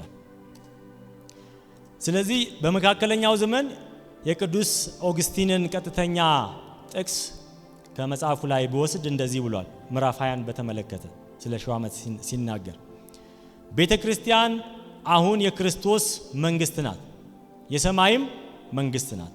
በዚህ መሰረት ቅዱሳን አሁን ከክርስቶስ ጋር ይገዛሉ ይልና ከዛ ውጪ የምንጠብቀው ሌላ የ1000 ዓመት መንግስት የለም ይላል። እንግዲህ በዚሁ ልዝለልና ሳላልፈው 3 አይነት ቪው አለ ስለ 1000 ዓመት መንግስት ስንነጋገር። አንደኛው ምን ይባላል? ፕሪ ሚሊኒያሊዝም ይባላል። ሁለተኛው ደግሞ ፖስት ሚሊኒያሊዝም ይባላል። ሶስተኛው ደግሞ አ ሚሊኒያሊዝም ይባላል። ይሄ በአማርኛ እንዴት እንደሚፈታ ተቸግሬያለሁ። ስለዚህ ምን ማለት እንደሆነ ግን በትርጉሙ የሚያውቀው ሰው ካለ አብርሃም? እሺ አልቦ 1000 ዓመት መንግስት አልቦ ራሱ ትርጉም ይፈልጋል። አልቦ እሺ አልቦ ቅድመ 1000 ዓመት እነኚህ 3 ቪዎች አሉ። ምንድነው የነኚህ ቪው? የመጀመሪያው ፕሪሚሊኒያሊዝም የሚባለው ቅድመ 1000 ዓመት የሚለው የክርስቶስ ዳግም ምጽአት ከ1000 ዓመት በፊት ይሆናል ብሎ የሚያምን ነው። ባህሪው ደግሞ ምንድነው? የዚህ የ1000 ዓመት ባህሪ ኤክስፕሌንስ ያደረጉ ከታላቁ መከራ በፊት የሚመጣ የክርስቶስና የቅዱሳን ትንሣኤ በኋላ በምድር ላይ የሚደረግ 1000 ዓመት ቃል በቃል የሆነ የወደፊት ምድራዊ አገዛዝ አለ ብሎ የሚያምን ነው። ቀደም እንዳልኳችሁ እንግዲህ ይሄ የራሱን የሆነ ብዙ ፓተርኖች አሉት። ክርስቶስ አንዴ በሚስጥር ይመጣል፣ ቅዱሳንን ይዞ ይሄዳል። ከዛ በኋላ 7 ዓመት መንግስት ይመጣል፣ 7 ዓመት መከራ ይመጣል። 7 ዓመት መከራ ሲያልቅ ማን ይመጣል? ክርስቶስ ይመጣል። ክርስቶስ ይመጣና ለ1000 ዓመት 1 2 3 4 5 ብለን የምንቆጥረው ለ1000 ዓመት በምድር ላይ ምን ያደርጋል? ይነግሳል። ከዛ በኋላ እንግዲህ አይሁዳውያንም የራሳቸው የሆነ ፕሪቪሌጅ እዛ ውስጥ እንዳላቸው የሚናገሩት ነው። ትንሣኤም 2 ጊዜ እንዳለ ነው። የክርስቶስ ምጽአት 2 ጊዜ እንዳለ ነው። ከዛ በፊት በመካከል ላይ የ1000 ዓመት መንግስት እንዳለ ራዕይ መጽሐፍን ቃል በቃል ነው መተርጎም ያለብን። 1000 ዓመት ስለሚል 1000 ዓመት ይሆናል ይላሉ።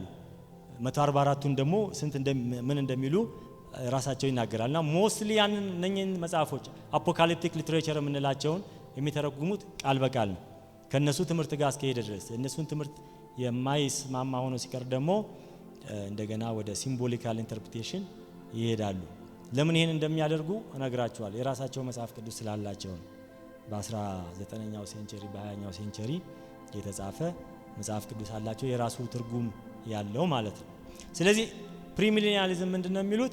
የክርስቶስ ዳግም ምጽአት ከ1000 ዓመት በፊት ይሆናል፣ የመጀመሪያው ምጽአት ማለት ነው።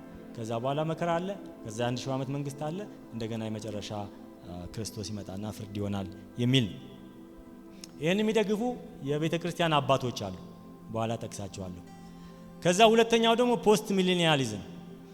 ፖስት ሚሊኒያሊዝም እና አሚሊኒያሊዝም ሁለቱም አንድ የሚያደርጋቸው ሀሳብ አለ። ራዕይ ምዕራፍ 20 ላይ የተጻፈው የ1000 ዓመት መንግስት ምንድን ነው? ቃል በቃል የሚተረጎም አይደለም፣ ሲምቦሊካል ነው፣ ምሳሌያዊ ነው በሚለው ሁለቱ ይስማማል። ፕሪሚሊኒያሊዝም ግን አይ ይሄ ምሳሌያዊ ሳይሆን ቃል በቃል የሚሆን ነው የሚል ነው። እሺ ፖስት ሚሊኒያሊዝም እንመልከት። ፖስት ሚሊኒያሊዝም የሚለው ምንድን ነው? የክርስቶስ ዳግም ምጽአት ከ1000 ዓመቱ በኋላ ነው። መጀመሪያ የ1000 ዓመት ይሆናል። የ1000 ዓመት ሲባል ግን 1 2 ተብሎ 1000 ተቆጥሮ ሳይሆን ረጅም ጊዜ የሚወስድ ምድር በዝግመተ ለውጥ እንዳለው ምድር በመሻሻል ቁንጮ ላይ ሲደርስ ዩቶፒያ የሚባለው ጊዜ ላይ ሲደርስ ያን ጊዜ ኢየሱስ ይመጣል ይላል። ስለዚህ በወንጌል ስኬታማ የሆነ መስፋፋትና በክርስትና መሪዎች አማካኝነት በምድር ላይ የሚመጣ ረጅም ነገር ግን በ1000 ዓመት ያልተወሰነ የወርቅ ዘመን ይሉታል። የወርቅ ዘመን ክርስቶስ እስኪመጣ ድረስ ዓለም ቀስ በቀስ ምን ትሆናለች? ትሻሻላለች። ይሄ አሁን ፖፑላር እየሆነ ነው። ዓለምን ምን እናርጋት? እናሳምራት። ራሷ ምን ትሆናለች? ትለወጣለች። የሺው ዓመት መንግስት የሚመጣው ዝቹ ላይ ነው የሚል ዩቶፒያን የሚጠብቁ ብዙ ሰዎች አሉና እሱ ክርስቶስ ዳግም ምጽአት የሚሆነው ይሄ ምድራችን ተለውጣ ፐርፌክት የሆነ የክርስቲያን ዶሚናንስ ሲኖር የጦርነት የማይኖርበት ረሃብ የማይኖርበት ችግር የማይኖርበት እዛ ጋር ስንደርስ ያን ጊዜ ምን ይሆናል? ክርስቶስ ይመጣል። ለዛ ነው ፖስት የሚባለው ማለት ነው። ሶስተኛው ደግሞ አሚሊኒያሊዝም ይባላል። ያ ምንድነው የሚለው? የአሁኑ ዘመን ሲያልቅ ከዛ በኋላ ምንም የተለየ የሺህ ዓመት መንግስት የለም። ሺህ ዓመት መንግስት የሚለው ሲምቦሊካል ነው፣ በምሳሌ ነው። ኢየሱስ ክርስቶስ አሁን በቤተ ክርስቲያን ውስጥና በቅዱሳን ውስጥ ሆኖ በዓለም ላይ ይገዛል። ያንን የሚናገር ነው። ይሄ ሺህ የሚለው የጊዜን ሙላት የሚናገር ነው እንጂ የቁጥርን ካልኩሌሽን የሚናገር አይደለም። ልክ ገላትያ ላይ እንዳለው በዘመኑ መጨረሻ ጊዜው ሲደርስ እግዚአብሔር ከሴት የተወለደውን ልጁን ምን አደረገ? ላከ። ያ ዘመን የሚቆጠር አይደለም፣ በቁጥር የሚነገር ሳይሆን ሙላቱን የሚናገር ነው። እና ይሄ የሺው ዓመት የሚለው ከየት ጀምሮ እስከየት ያለውን ዘመን ለመናገር ነው። ከክርስቶስ ኢየሱስ የሥጋ ትንሣኤ ጀምሮ እስከ ክርስቶስ ዳግም ምጽአት ድረስ ያለውን በሺው ዓመት መንግስት ሙላቱን ለመናገር እንጂ ቁጥርን ለመናገር አይደለም። ስለዚህ የአሁኑ የቤተ ክርስቲያን ዘመን በክርስቶስ የመጀመሪያና ሁለተኛ ምጽአት መካከል ያለው ጊዜ ነው። ክርስቶስ በሰማይና በምድር ላይ በቤተ ክርስቲያን በኩል በመንፈሳዊ አገዛዝ እየገዛ እንደሆነና ሺህ ዓመት የተሟላ የጊዜን ኮምፕሊሽን ወይም የሚያመለክት ምሳሌያዊ አነጋገር ነው የሚል ነው። እነኚህ ቪዎች አሉ ሶስት። ከዚህ ውስጥ እንግዲህ አንዱ መምረጥ ነው ወይ ሁለቱም መምረጥ ነው፣ ሶስቱም መምረጥ ነው። የኛ የሉትራን አመለካከት ግን የቱ ነው ካላችሁ አሚሊኒያሊዝም የሚለው ነው። ለምን ደግሞ ያ ከሌሎቹ ቪዎች ሞር መጽሐፍ ቅዱሳዊ እንደሆነ የራሴን ጀስቲፊኬሽን አውልስታችሁ። ይሄ አሚሊኒያሊዝም የሚባለው በሉትራን እይታ 1000 ዓመት የሚለው ቃል ምሳሌያዊ ትርጉም ሲሆን አጠቃላይ የአሁኑን ዘመን ክርስቶስ ለመጀመሪያ ጊዜ ከመጣበት ከማረጉ ጀምሮ እስከ ምጽአቱ ድረስ ያለውን ጊዜ ያመለክታል ብያለሁ። ክርስቶስ ምክንያቱም አሁን እንደሚገዛ በሰማይ እንደነገሰ መጽሐፍ ቅዱሳችን ይናገራል። ፖስት ሚሊኒያሊሞች ደግሞ የሚሉት ቅድም እንዳልኳችሁ 1000 ዓመት የሚለው ቃል ምሳሌያዊ ትርጉም ነው ይላሉ። ከኛ ግን ከሉትራን የሚለዩት ምንድነው? ክርስቶስ ከመመለሱ በፊት የሚከሰተውን የረጅም ጊዜ የወደፊት ወቅት የሚያሳይ ነው። 1000 ዓመት ብቻ ሳይሆን ረጅም የሆነው ወቅት በቁጥር አይናገሩትም። የሰላም የብልጽግናና የክርስትና የበላይነት ጊዜን የሚያመለክት ነው ይላሉ ማለት ነው።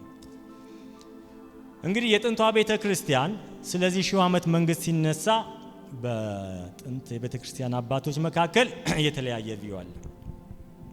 የኛ ቤተ ክርስቲያን ግን እንደ ሉትራን ቤተ ክርስቲያን ከፕሮቴስታንት ታድሶ ትራዲሽን ባህል ጋር የተከተለውን በኋላ የነበሩትን የቤተ ክርስቲያን አባቶች በተለይም ደግሞ አጉስጢኖስን ወይም ደግሞ ኦግስቲንን አስተምሮ የምትከተል፣ ምክንያቱም የነሱ አቀራረብ በስነ መለኮት ጠንካራና በመጽሐፍ ቅዱስ የተደገፈ ሆኖ ስለታየ ነው። በነገራችን ላይ የቤተ ክርስቲያን አዳሾች ትልልቆቹን ሶስቱን እንጥቀስ ብንል ማንን እንጠቅሳለን? ሉተር አለ፣ የሱ ወዳጅ ማን አለ? ካልቪን አለ፣ የሱ ወዳጅ ደግሞ ማን አለ? ዝዊንግሊ። እነዚህ ሶስቱም ከነዚህ ሶስቱ ቪዎች የሚመርጡት አንዱን ብቻ ነው። የቱን ይመስላችኋል? አሚሊኒያሊዝም ነው። የሺው ዓመት መንግስት ምሳሌ ነው የሚለው ሉተርና ዝዊንግሊን በጣም ዲቤት እንዳደረጉ ታውቃላችሁ። ሉተርና ካልቪን በብዙ አይነት ስነ መለኮት አስተምሮ የተለያየ አቋም እንዳላቸው ታውቃላችሁ። ስለ ሺው ዓመት መንግስት ግን ሲመጣ ሶስቱም አንድ ናቸው። ጠንካራ በሆነ አቋም ይቃወማሉ ሌሎችን። የትኛው? ፕሪ ሚሊኒያሊዝም እና ፖስት ሚሊኒያሊዝም የሚለው የሺው ዓመት መንግስት ምሳሌ እንደሆነ እንጂ ሊትራሊ የሚፈጸም እንዳልሆነ ይቀበላሉ። ስለዚህ እስቲ የሚቀበሉት አባቶች እነማን ናቸው? የማይቀበሉት አባቶች እንደማን ናቸው? ለምን እነኛን ተውን ለምን እነኝን ወሰድን የሚለውን ፈጠን ብዬ ልናገር። የመጀመሪያዎቹ አባቶች የምንላቸው በሁለተኛውና በሶስተኛው ክፍለ ዘመን የነበሩት ለምሳሌ ያህል እንደ ጀስቲን ማርታየር፣ ኢራኒየስ፣ ተርቱሊያን እና ሌሎች እነሱ ጀስቲን ነው ጀስቱን ሳይሆን ጀስቲን ነው መሰለኝ የሚባለው ሲጠራ ጀስቲን ወር ጀስቱን እነኚህ በሁለተኛውና በሶስተኛው ክፍለ ዘመን የነበሩ ናቸውና ሺው ዓመት መንግስት ወደፊት የሚመጣ ሊትራሊ ለ1000 ዓመት ኢየሱስ በምድር ላይ የሚነግስበት ጊዜ ነው ብለው ያስተምራሉ። ለምሳሌ የመጀመሪያውን ጀስቲን ማርታየርን ስንመለከት ኢየሩሳሌም እንደምትታደስ የትኛዋ ኢየሩሳሌም? እቺ ሚድል ኢስት ያለችው ኢየሩሳሌም እግዚአብሔር የተናገራቸው ተስፋ እንደሚሆንላቸው ለነማ ለአይሁዳውያን። ለየትኞቹ አይሁዳውያን? እዚህ ሚድል ኢስት ላሉት እና የ1000 ዓመት ደግሞ ለነሱ ፕሪቪሌጅ የሚሰጥበት እግዚአብሔር ለአብርሃም የገባው ቃል ኪዳን የሚፈጸምበት። እኔ እግዚአብሔር ለእስራኤላውያንም ሆነ ለአህዛብ የገባው ቃል ኪዳን በማን ነው? በኢየሱስ ብቻ ነው። ስጋዊ የሆነ ምድራዊ የሆነ ምንም የቀረ ፕሮሚስ የለም። ክብር ለጌታ ይሁን። አሁን እነኚህ አስተማሪዎች ሲያስተምሩ የተናገሩት ምንድነው? ኢየሩሳሌም እንደገና እንደምትሰራ እግዚአብሔር ለአብርሃም የገባው ቃል ኪዳን ምድራዊ እንደሆነ ከዛ ጋር ተያይዞ ያሉ አስተምሮችን ተናግረው። በነገራችን ላይ early church fathers የምንላቸው ኦግስቲንን ጨምሮ ሁሉም የቤተ ክርስቲያን ታሪክ አስተማሪዎች በሙሉ ከመጽሐፍ ቅዱስ በታች ናቸው፣ በላይ አይደሉም። ሰው ናቸው፣ ይሳሳታሉ። ማንንም በሉት ማለት ነው። መሰረታችን ሐዋርያቶች ናቸው። መሰረታችን መጽሐፍ ቅዱስ ነው። በዛ ላይ ሁሉም እንደተሰጠው ያንጻል። በሚያንጽበት ጊዜ የራሱ የሆነ ድካም ሊኖረው ይችላል እና መጽሐፍ ቅዱስ ነው አሁን ዋናው መለኪያችን። ማንን? ኦግስቲንንም ሆነ ጀስቲንንም ሆነ ኢራኒየስንም ሆነ ዩሲቢየስንም ሆነ የምንለካው በዛ ነው። ስለዚህ መጽሐፍ ቅዱሳዊ መሰረቶችን ለማሳየት እሞክራለሁ። ሌላው ኢራኒየስ የሚለው ምንድነው? ስለ ሰላምና ብልጽግና ትንቢታዊ መግለጫዎችን በመጥቀስ ይሄ ሞር ወደ ፖስት ሚሌኒያሊዝም የሚሄድ አስተሳሰብ ነው።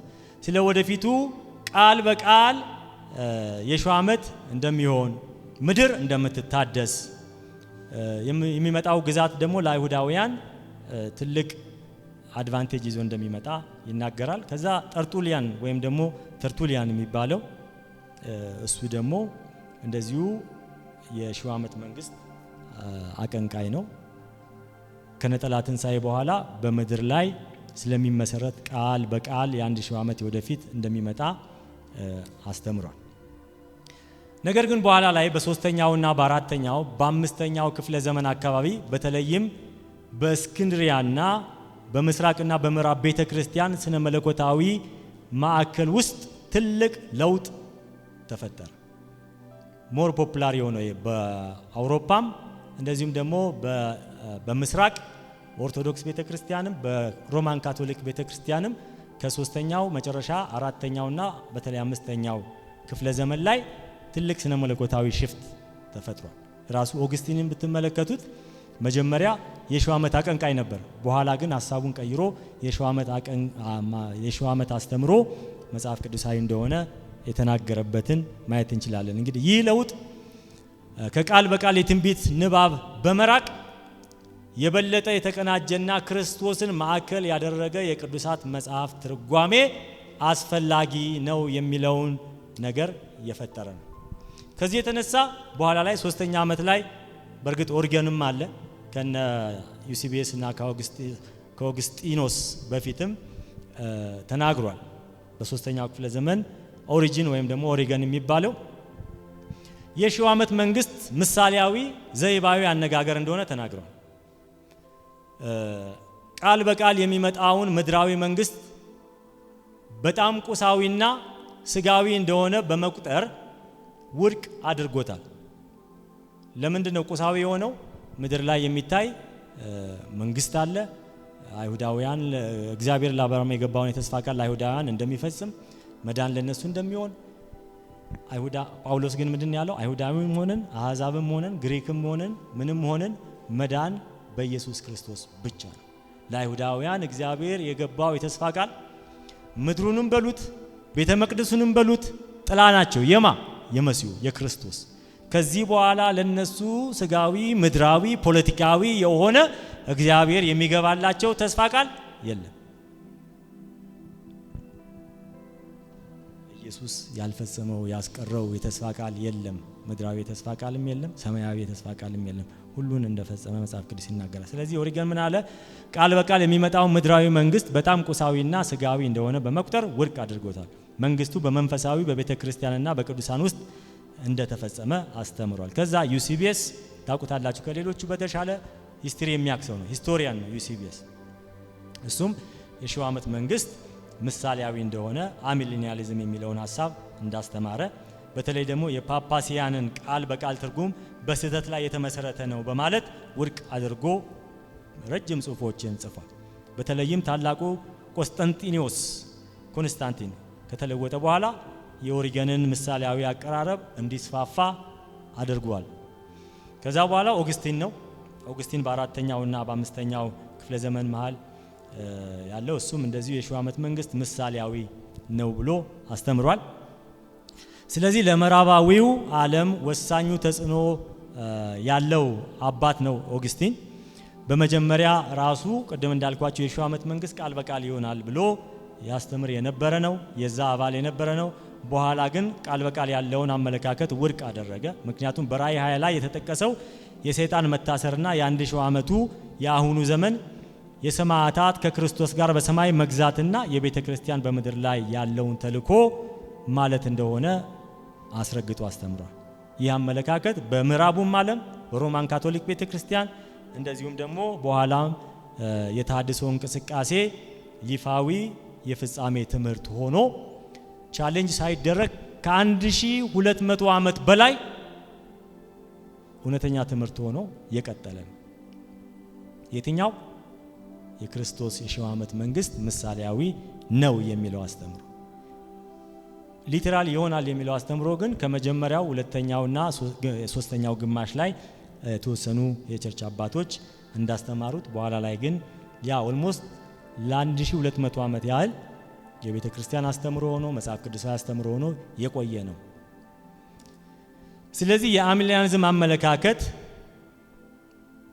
ለረጅም ጊዜ የበላይ እንደነበረ ዲስፔንሴሽናሊዝም አስተምሮ እስከሚመጣ ድረስ እና ደግሞ ፖስት ሚሊኒያሊዝም የሚለው አቀንቃኞች እስከመጡበት ሌትሊ ድረስ በኦግስቲኒዮስ የተቀረጸው አሚሊኒያሊዝም የሚለው የ5ኛው ክፍለ ዘመን ጀምሮ እስከ 16ኛው ክፍለ ዘመን የተሐድሶ እንቅስቃሴ ድረስ ባለው ጊዜ ለ1200 ዓመታት በላይ በሁለቱም ምዕራባዊ የሮማ ካቶሊክና በምስራቃዊ የኦርቶዶክስ ታሪኮች ውስጥ ወይም ዶክትሪኖች ውስጥ ዋናውና ዓለም አቀፋዊ እይታ ሆኖ ነበር። ይህን አመለካከት የተገዳደሩ ፈተናዎች የተፈጠሩት በ17ኛው ክፍለ ዘመን በፖስት ሚሊኒያሊዝም እና በተለይም ደግሞ በ19ኛው ክፍለ ዘመን በዲስፔንሴሽናሊዝም ትምህርቶች ብቻ ነው። እሺ ትንሽ ደቂቃ አለ መሰለኝ፣ 10 ደቂቃ። ኦግስቲን በሱ ጻፈው ጽሁፍ ላይ አንድ መጥቀስ የምፈልገው ነገር አለ። ዘ ሲቲ ኦፍ ጋድ በሚለው ቡክ 20 ላይ ቻፕተር 7 ላይ እንደዚህ ላይ፣ ስለዚህ ቅዱሳን ከክርስቶስ ጋር ለ1000 ዓመት ይገዛሉ። ይህ ማለት በ1000 ዓመታት የተገለጸው በመንፈሳዊ ትርጉም የምንረዳው ነው ብሏል። እንደዚሁም ዙዊንግሊን የ1000 ዓመቱ የክርስቶስ የግዛት ዘመን ቃል በቃል መሆኑን በብርቱ ተቃውሟል። እንዲያውም ምን ብሏል? ፈጠራና የልጅነት አስተሳሰብ ሲል ጠርቶታል። ከሱ ላይ ነው የጠቀስኩት ማለት ነው። ካልቪንም እንደዚሁ፣ ሉተርንም አልጠቅሰው ምናልባት ለሉተር አይደላ እንዳልባል ነው። ዙዊንግሊን መጀመሪያ ጠቅሻለሁ። ዙዊንግሊን የ1000 ዓመት የክርስቶስ አገዛዝ ዘመን ቃል በቃል የመሆኑ በብርቱ ተቃውሞ፣ እንዲያውም ይህ አስተምሮ ፈጠራና የልጅነት አስተሳሰብ ሲል ጠርቶታል። ካልቪን በአንደኛ ተሰሎንቄ ምዕራፍ 4 ቁጥር 17 ላይ ያቀረበው ትርጓሜ ክርስቶስን በሰማይ ለመቀበል በደመና እንነጠቃለን የሚለውን ቃል ከክርስቶስ መምጣት በምድር ላይ ከሚከናወነው የመጨረሻና የሚታይ ክስተት ነው እንጂ የተለየ ከመከራ በፊት ወይም ከመከራ በኋላ የሚሆን የሺህ ዓመት መንግስት እንዳልሆነ አስተምሯል። ስለዚህ የቤተ ክርስቲያን ሪፎርሜሽን መሪዎች ስለ ክርስቶስ መመለስ ግምታዊ ትርጓሜዎችን በተለይም የክርስቶስን መመለስ አንድነት የሚያፈርሱ ወይም ደግሞ የሁለተኛውን መምጣት ቀን ቆርጠው የተረጎሙ ተርጓሚዎችን በሙሉ ተቃውሟል። በ16ኛው ክፍለ ዘመን የነበረው ጽንፈኛ የአፖካሊፕቲክ አስተሳሰብ ብዙውን ጊዜ በክርስቶስ መመለስ ላይ የተወሰኑ የጊዜ ሰሌዳዎችን ወይም ደግሞ የመጨረሻ ዘመን አስደናቂ ክስተቶች ላይ አተኩሮ ነበረ። ያንን በሙሉ ተቃውመው ጽፈዋል። የክርስቶስ መምጣት በጊዜ የሚቆጠር አይደለም፣ መንግስቱም ደግሞ ሊትራሊ በሺህ ዓመት የሚወሰን አይደለም። ይህንንም እንግዲህ የተሐድሶ መሪዎች ስለ መጨረሻው ጊዜ ከመጽሐፍ ቅዱስ ውጪ የሆኑ ወይም ደግሞ ከመጠን በላይ ምናባዊ የሆኑ ትርጓሜዎችን ተቃውመው ነበር። ለተሐድሶ መሪዎች የመጨረሻው ጊዜ ትምህርት ወይም እስካቶሎጂ በሙታን ትንሣኤና ከዚያም ክርስቶስ ሕያዋንን እና ሙታንን ለመፍረድ በሚመጣበት ጊዜ ላይ ብቻ ያተኮረ ነበር። እንደዚሁም መከራ ከክርስቲያን ጥሪና ሕይወት ጋር የማይፋታ እንደሆነ በማረጋገጥ ከመከራ ለመሸሽ ወይም ደግሞ ለመደበቅ የሚበቃ ማንኛውም ሐሳብ የሚደግፍ እይታ አልነበራቸውም፣ ወይም ደግሞ መጽሐፍ ቅዱሳዊ እይታ አልነበረም። ይሄ እንዲህ ከሆነ ለምንድነው ታዲያ መቼ ነው ይሄ ከመከራው በፊት መነጠቅ የሚለው አስተምሮ የጀመረው? ከመከራው በፊት መነጠቅ የሚለው አስተምሮ የተጀመረው በ19ኛው ክፍለ ዘመን በጆን ኔስሊን ደርቤ ነው የተጀመረው። ጆን ኔልሰን ደርቤ በሚባል አንግሊካን ፕሪስት ነው፣ የአንግሊካን ቄስ የሆነ የንቅናቄው አባልና የዲስፔንሴሽናሊዝም ወይም ደግሞ ይሄ ፕሪ ትሪቡሌሽን ራፕቸር የሚለውን አስተምሮ ያመጣ ወደዚህ ምድር ላይ ይህ ሐሳብ የመጣው መቼ ነው ማለት ነው? በቅርቡ ነው፣ በ19ኛው ክፍለ ዘመን። መጽሐፍ ቅዱስም አይልም፣ እኔ በተረዳሁትና ባብራራሁት የቤተ ክርስቲያን ታሪክም አይናገርም፣ የሃይማኖት መግለጫዎቻችንም አይናገሩም፣ አፖስትልስ ክሪድ የምንላቸውን አይናገሩም፣ ሪፎርመርስም አይናገሩም። 19ኛው ጀምሮ የመጣ ፖፑላር ትምህርት ነው። ዶክትሪኑም ሲንተሳይዝ ያደረገው በ1830ዎቹ ላይ ዶክትሪኑን ሞር ራቲፋይድ እያደረገ ሲንተሳይዝ እያደረገ አመጣው። እሱ ብቻ አይደለም፣ ሌሎች ሶስት አይነተኛ ሰዎች አሉ። አንደኛው ጃምስ ሃል ብሮከር የሚባል ይሄንን የዲስፔንሴሽናሊዝም አስተምሮ ፖፑላራይዝ ያደረገ በአሜሪካ ሀገር እሱ ነው። አንድ መጽሐፍ ጽፏል፣ ማራናታ የሚል መጽሐፍ በብዙ ኢቫንጀሊካል ቤተክርስቲያኖች ውስጥ ተቀባይነት አግኝቶ ሲነበብ የነበረ ማለት ነው። ማራናታ የሚባል መጽሐፍ ጽፏል፣ እሱም አለ። እንደዚሁም ዊሊያም ብላክስቶን የሚባል ጂሰስ ኢዝ ካሚንግ የሚል ጽሁፍ እንደዚሁ እንዳዘጋጀ ፕሪሚሊኒያሊዝም እና ዛዮኒዝም ወይም ደግሞ ጽዮናዊነትን ያቀነቅን የነበረ አይሁዳውያኖች መሬታቸው ጽዮን ይመለስላቸዋል፣ በፓለስታይን ምድር ላይ የእግዚአብሔር ለአብርሃም የገባው የተስፋ ቃል ይፈጸማል የሚል እንድምታ ያለው መጽሐፍ ጽፏል። ሌላው ደግሞ ሌዊስ ስፕሬይ ቻፈር የሚባል የታወቀ ይህንን ሲያቀነቅን ሲያስተምር የነበረ ኢቫንጀሊካል ቴዎሎጂካል ኤጁኬሽንን ኢቭን የከፈተ ዳላስ ቴዎሎጂካል ሴሚናሪ በዲስፔንሴሽናል ስኮላሮች ነው የተከፈተው። የመጀመሪያው ፕሬዝዳንት ደግሞ ሌዊስ ስፕሬይ ቻፈር የሚባለው ነው። እንግዲህ ኢትዮጵያ ውስጥ ሆኖ ዳላስ ቴዎሎጂካል ሴሚናሪ ሄዶ ስነ መለኮት ተምሮ የተመጣ በሙሉ በምን ተጠምቆ የመጣ ነው? በዚህ በነሱ ስነ መለኮት በነሱ አስተምሮ ተምሮ የመጣ ነው። ከዚህ የተነሳ ስነ መለኮታዊ ፋውንዴሽን ፈጠሩለት። ከዛ በኋላ በተለያየ ነገር ወደ ሚዲያው መጡ። ከዛ የተነሳ ፖፑላሪዝምነቱ እየጨመረ መጣ ከ19ኛው ክፍለ ዘመን ጀምሮ ማለት ነው። ስለዚህ እነዚህ ሰዎች አተረጓጎማቸው መጽሐፍ ቅዱስ እንዴት ነው? መጽሐፍ ቅዱስን በተለይ ደግሞ የትንቢትንና አፖካሊፕቲክ ጽሁፎችን ራእይን ጨምሮ ዳንኤልን ጨምሮ ቃል በቃል በተቻለ መጠን ይተረጉማሉ። ባልተቻለ መጠን አይተረጉሙም። በተቻለ መጠን ቃል በቃል ይተረጉማሉ። ይህ አቀራረብ በእስራኤልና በቤተ ክርስቲያንና በፍጻሜው ዘመን ክስተቶች ላይ ባላቸው እይታ ላይ ተጽዕኖ አሳድሮባቸዋል። ስለዚህ የኢየሱስን ምስጢራዊ መመለስና የክርስቲያኖችን ወይም ደግሞ ቤተ ክርስቲያን ምስጢራዊ መነጠቅ ያስተምራሉ ማለት ነው። እግዚአብሔር ለእስራኤልና ለቤተ ክርስቲያን የተለያዩ የድነት እቅዶች እንዳሉትም ያምናሉ። ለእስራኤል የተሰጡት የብሉይ ኪዳን ተስፋዎች ለምሳሌ ምድር፣ መንግስት በሺህ ዓመቱ ግዛት ወቅት ቃል በቃል ይፈጸማል ይላሉ። ነገር ግን ቅድም እንዳልኳችሁ ለእስራኤልም በሉት ለአሕዛብ እግዚአብሔር የሰጠው የመዳን የተስፋ ቃል በመሲሁ ብቻ ነው። መሲሁ ያልፈጸመው ያላሟላው ምንም አይነት ተስፋ የለም። አንድ ሰው ብቻ ነው አሜን እያለ ያለው። ቀስ ተብሎ ነው ለነገሩ አሜን የሚባለው። እንደዚህ አይነት ትምህርት አብላልቶ አመንዥጎ። እሺ ከዛ አማኞች ወይም ደግሞ ቤተ ክርስቲያን የ7 ዓመት መከራ ከመጀመሩ በፊት ክርስቶስን ለመገናኘት ይነጠቃሉ ብለው ያስተምራሉ። ይሄ ዲስፔንሴሽናሊዝም አስተምሮ ከ19ኛው ክፍለ ዘመን ጀምሮ ማለት ነው።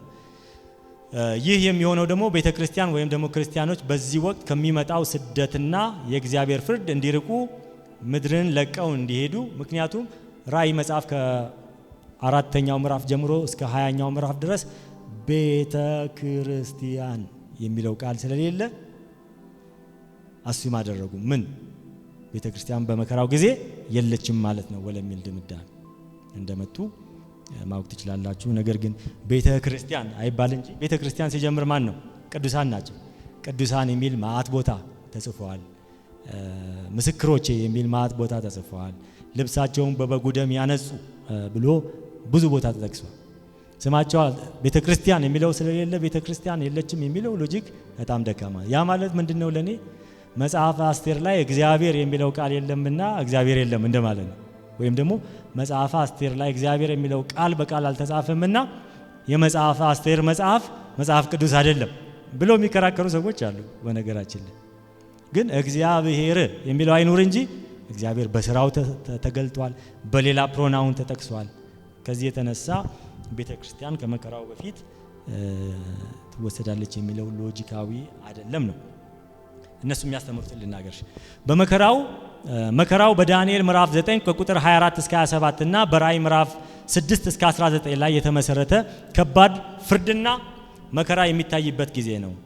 በዚህ ልዩ ወቅት እግዚአብሔር በእስራኤል ላይ ትኩረቱን አድሶ ተመልከቱ፣ ከመሲሁ ውጪ ከክርስቶስ ውጪ ትኩረቱን አድሶ ለነሱ የገባላቸው ምድራዊ የተስፋ ቃል ይፈጽምላቸዋል የሚል አስተምሮ አላቸው። እኔ እስራኤላውያን ይጠፋሉ የሚል አቋም የለኝም። እስራኤላውያን ስለሆኑ ኤትኒክ እስራኤላውያን ስለሆኑ ይድናሉ የሚል አመለካከት ግን መጽሐፍ ቅዱሳዊ አይደለም። እስራኤልም ሆነ ማንም ሆነ መዳኛው መንገድ አንድ ነው። በማን ነው? በኢየሱስ። በኢየሱስ ያመነ አይሁዳዊ ይድናል፣ በኢየሱስ ያመነ አሕዛብ ይድናል። ከዛ ውጪ ኢየሱስ ማዕከል ያላደረገ የተስፋ ቃል የሚፈጸም ገና መኖሩ በጣም ለመቀበል ያስቸግራል።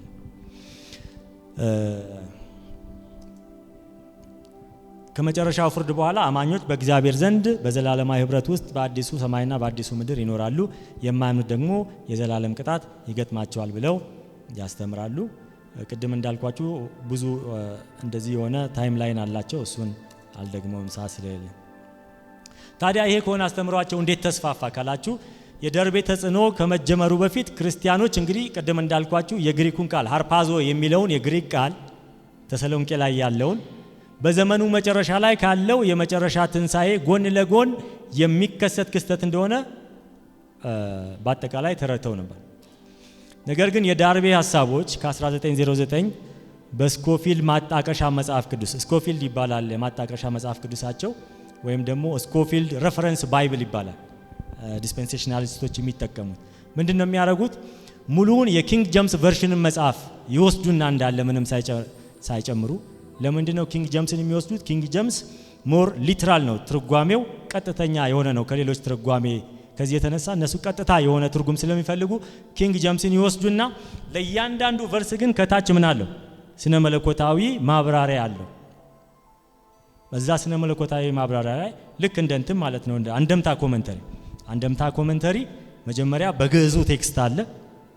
የግዕዙ ከዛ በምን ይተረጎማል? በአማርኛ ይተረጎምና ከስር ደግሞ ማብራሪያው ላይ የተለያየ ትርጉም ይሰጣል። አንድም እንዲህ ነው፣ አንድም እንዲያ ነው። አንደምታ ማለት ምን ማለት ነው? አንድም እንዲህ ነው፣ አንድም እንዲያ ነው። አንዱን ቃል ተቃራኒ በሆነ መንገድ ብዙ በሆነ መንገድ መተርጎም ማለት ነው፣ እርስ በራሱ በሚቃረን መልኩ ማለት ነው።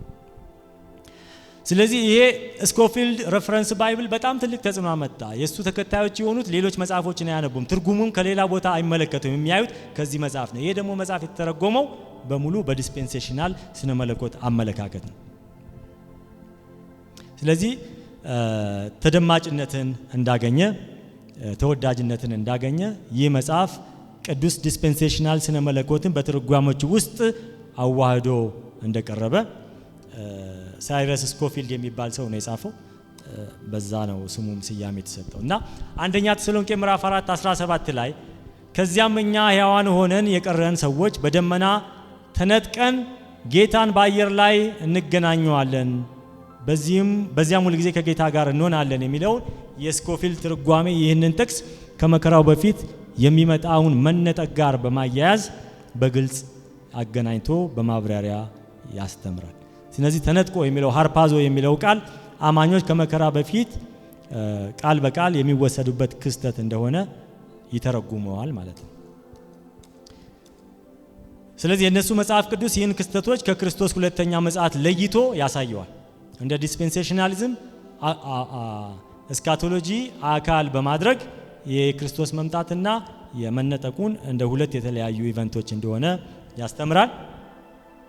ስለዚህ በአንደኛ ተሰሎንቄ ምዕራፍ 4:17 ላይ የተጠቀሰው ራፕቸር ከጭንቀት ቀን በፊት እና ሚስጥር በሆነ መልኩ ክርስቲያኖች እንደሚወሰዱ በግልጽ ይናገራል።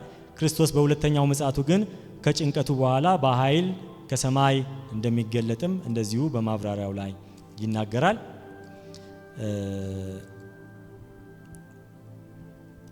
ከዛ ሙቪዎች አሉ፣ ብዙ የተለያዩ ሙቪዎች አሉ ተወዳጅነትን ያተረፉ።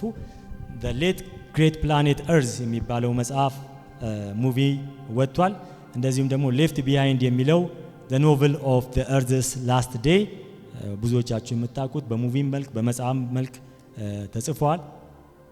እነዚህ ሁለቱ ስራዎች በተለይ the late great planet earth እና the left behind የሚባሉት በሙቪና በመጽሐፍ የወጡት የዲስፔንሴሽናሊዝምን የፍጻሜ ትምህርትን በድራማ መልክ በማቅረብ የተነጠቀች ቤተክርስቲያንንና በመከራ ዘመን ያለች ዓለም የሚለውን ግልጽ ምስል በማሳየት በሚሊዮን የሚቆጠሩ ሰዎችን ጌታ ይመስገን ወደ ጌታ አምጥተዋል።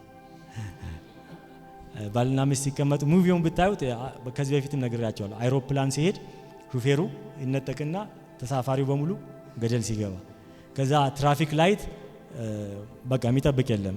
ሹፌሩ ሲሄድ እንዳለ መኪናዎቹ ሲጋጩ፣ ባልና ሚስት ቁጭ ብለው የሆነ መናፈሻ ውስጥ እያወሩ ሚስትየዋ ሱሪዋና እንትኑ ብቻ ቀርቶ እሷ ስትነጠቅ እና ሞር ኢሞሽናል የሆኑ ነገሮችን ስለሚጠቀሙ ሞር ፖፑላራይዝድ ሆነ።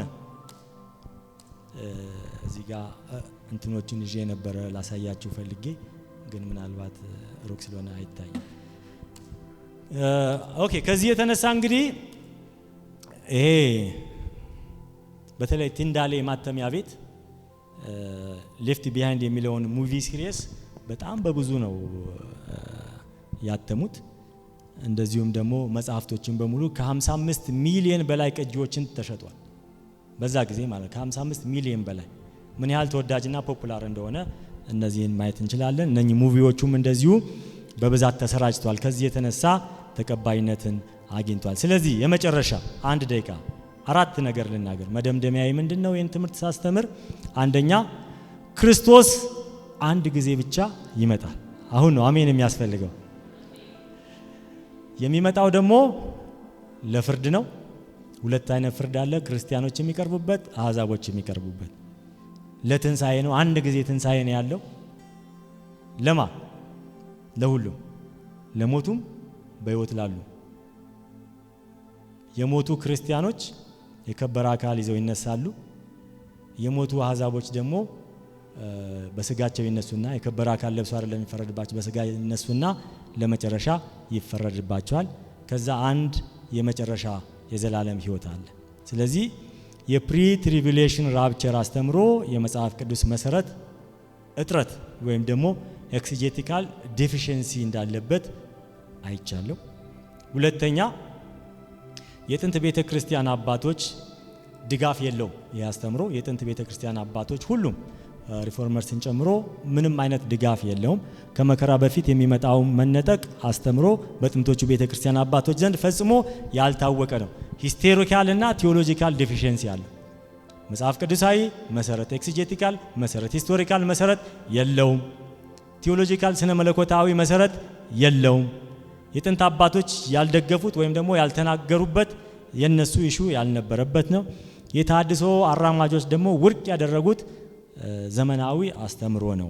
ስለዚህ በክርስቶስ ብቸኛና ክቡር ዳግም ምጽአት እርግጠኛነትና በመዳናችን ዋስትና ጸንተን ከፍጻሜ ዘመን ግራ መጋባት ተላቀን የአሁኑን ሕይወታችንን በንጽህና በቅድስና በተስፋ እንድንመራ ጌታ ይርዳን። እንጸልይና እንጨርስ። ቅዱስ አምላካችን እግዚአብሔር ሆይ ስለሰጠን ስለዚህ መልካም ጊዜ በጌታ በኢየሱስ ክርስቶስ ስም እናመሰግናለን። ጌታ ሆይ አንተ አሁን ልባችንን በቃል እንድታሳርፍ ላልገባን ነገር ምላሽ እንድትሰጠን በመናነበው ነገር ላይ የመንፈስ መገለጥ ከኛ ጋር እንዲሆን በጸጋ እንድታግዘን በኢየሱስ ስም እንጸልያለን። እግዚአብሔር የዘላለም አምላክ ሆይ የመጨረሻው ዘመን ሲመጣ በብዙ ነገር እንጨነቃለን፣ ግራ እንጋባለን። ነገር ግን ይህን ሁሉ በክርስቶስ መስቀል ላይ ጥለን የሚመጣውን መሲህ የሙጥኝ ብለን እንድንኖር ጸጋ እንዲበዛልን በኢየሱስ ስም አንተ እርዳን። ይህ ይሆናል ያ ይሆናል ብለን የራሳችንን ግምት ከመስጠት ይልቅ አንተ በቃል የሰጠን የተስፋ ቃል ይዘን ስራችን በፊት ሲፈተን ጌታ ሆይ በሰዓት ውስጥ እንደሚቃጠል ሳይሆን እግዚአብሔር በከበረ ነገር እንደተሰራ በወርቅ እንደተሰራ በአልማዝ በእንቁ እንደተሰራ እግዚአብሔር የዘላለም አምላክ ክርስቶስን ማዕከል ያደረገ ለወገኔ ይጠቅማል በሚል ከንቱ ውዳሴ ሳይሆን አንተን በመፍራት በጥሩ ሞቲቭ የወንጌልን ሕይወት መኖር እንድንችል ጸጋ ያግዘን። እግዚአብሔር ሆይ ጠላት ዲያብሎስ አይተኛም። የራሱን የሆነ ኑፋቄ በብዙ መልኩ በብዙዎች ልብ ውስጥ ያመጣልና ካንተ የሆነውና ካንተ ያልሆነውን የምንለይበት የመንፈስ ቅዱስ ስጦታ ለእያንዳንዳችን እንዲሆን በጸጋ እንድታግዘን በኢየሱስ ስም እንጸልያለን። ጌታ ሆይ ትችላለህ፣ የምትሰራ አምላክ ነህ፣ ለቃል ግድ የሚል አምላክ ነህና በተማርነው ነገር ላይ የበለጠ መገለጥ ለኛ እንዲበዛ በጸጋ እንድታግዘን በኢየሱስ ስም እንጸልያለን። ጌታ ሆይ ሉተራኖች ስለሆነን አንድንም፣ ክርስቲያኖች ስለሆነን እንድናለን። በመስቀል ላይ የሞተልን ጌታ እሱን የሚያድነን የሃይማኖት ድርጅት አይደለም የሚያድነን። ይህን ያመንነውን ጌታ ኖረን ማለፍ እንድንችል ጸጋ እንዲያግዘን በኢየሱስ ስም እንጸልያለን። ዲኖሚኔሽናል ከሆነ አመለካከት እግዚአብሔር ሆይ ያ ይጠቅማል፣ እሱን ብቻ ግን ይዘን እውነቱን እንዳንጥል ጸጋ እንዲያግዘን የዳንለትን እውነት ወንጌል አስተምሯችንን ሁሉ በአንተ ቃል እየፈተሽን መሄድ እንድንችል ጸጋ እንዲያግዘን በኢየሱስ ስም እንጸልያለን። ጌታ ሆይ በማንም ላይ ደግሞ ፈራጆች አይደለንም። ፈራጁ ጌታ አንተ ነህ። ለእያንዳንዳችን እንደ ስራችን የምትፈርድና ጌታ ሆይ በኢየሱስ ክርስቶስ ስም ትሁት የሆነውን የክርስቶስን ልብ እንድትሰጠን የክርስቶስን የመስቀል ሕይወት እንድትሰጠን ከኔ ይልቅ ባልንጀራ ይሻላል የምንልበትን ጸጋ እንድትሰጠን በኢየሱስ ስም እንጸልያለን። አንድ ነገር ገብቶን ከዚህ እንወጣለን። ጌታ ካልንህም ከተናገርንህም በላይ አንተ ትልቅ ነህ። ቅድስናህን ማናችንም አውቀን ልንደርስበት አንችልም። ጌታ ሆይ ግራ ቢገባንም ቢገለጥልንም የተገለጠልን መስሎን ብንሳሳትም አንተ ግን ዛሬም ጌታ ነህ፣ በዙፋን ላይ አለ።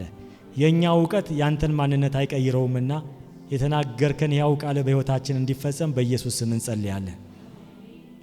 በዚህ ያሉ ወጣቶች ወንድሞችና እህቶች በኢየሱስ ስም ይባረኩ።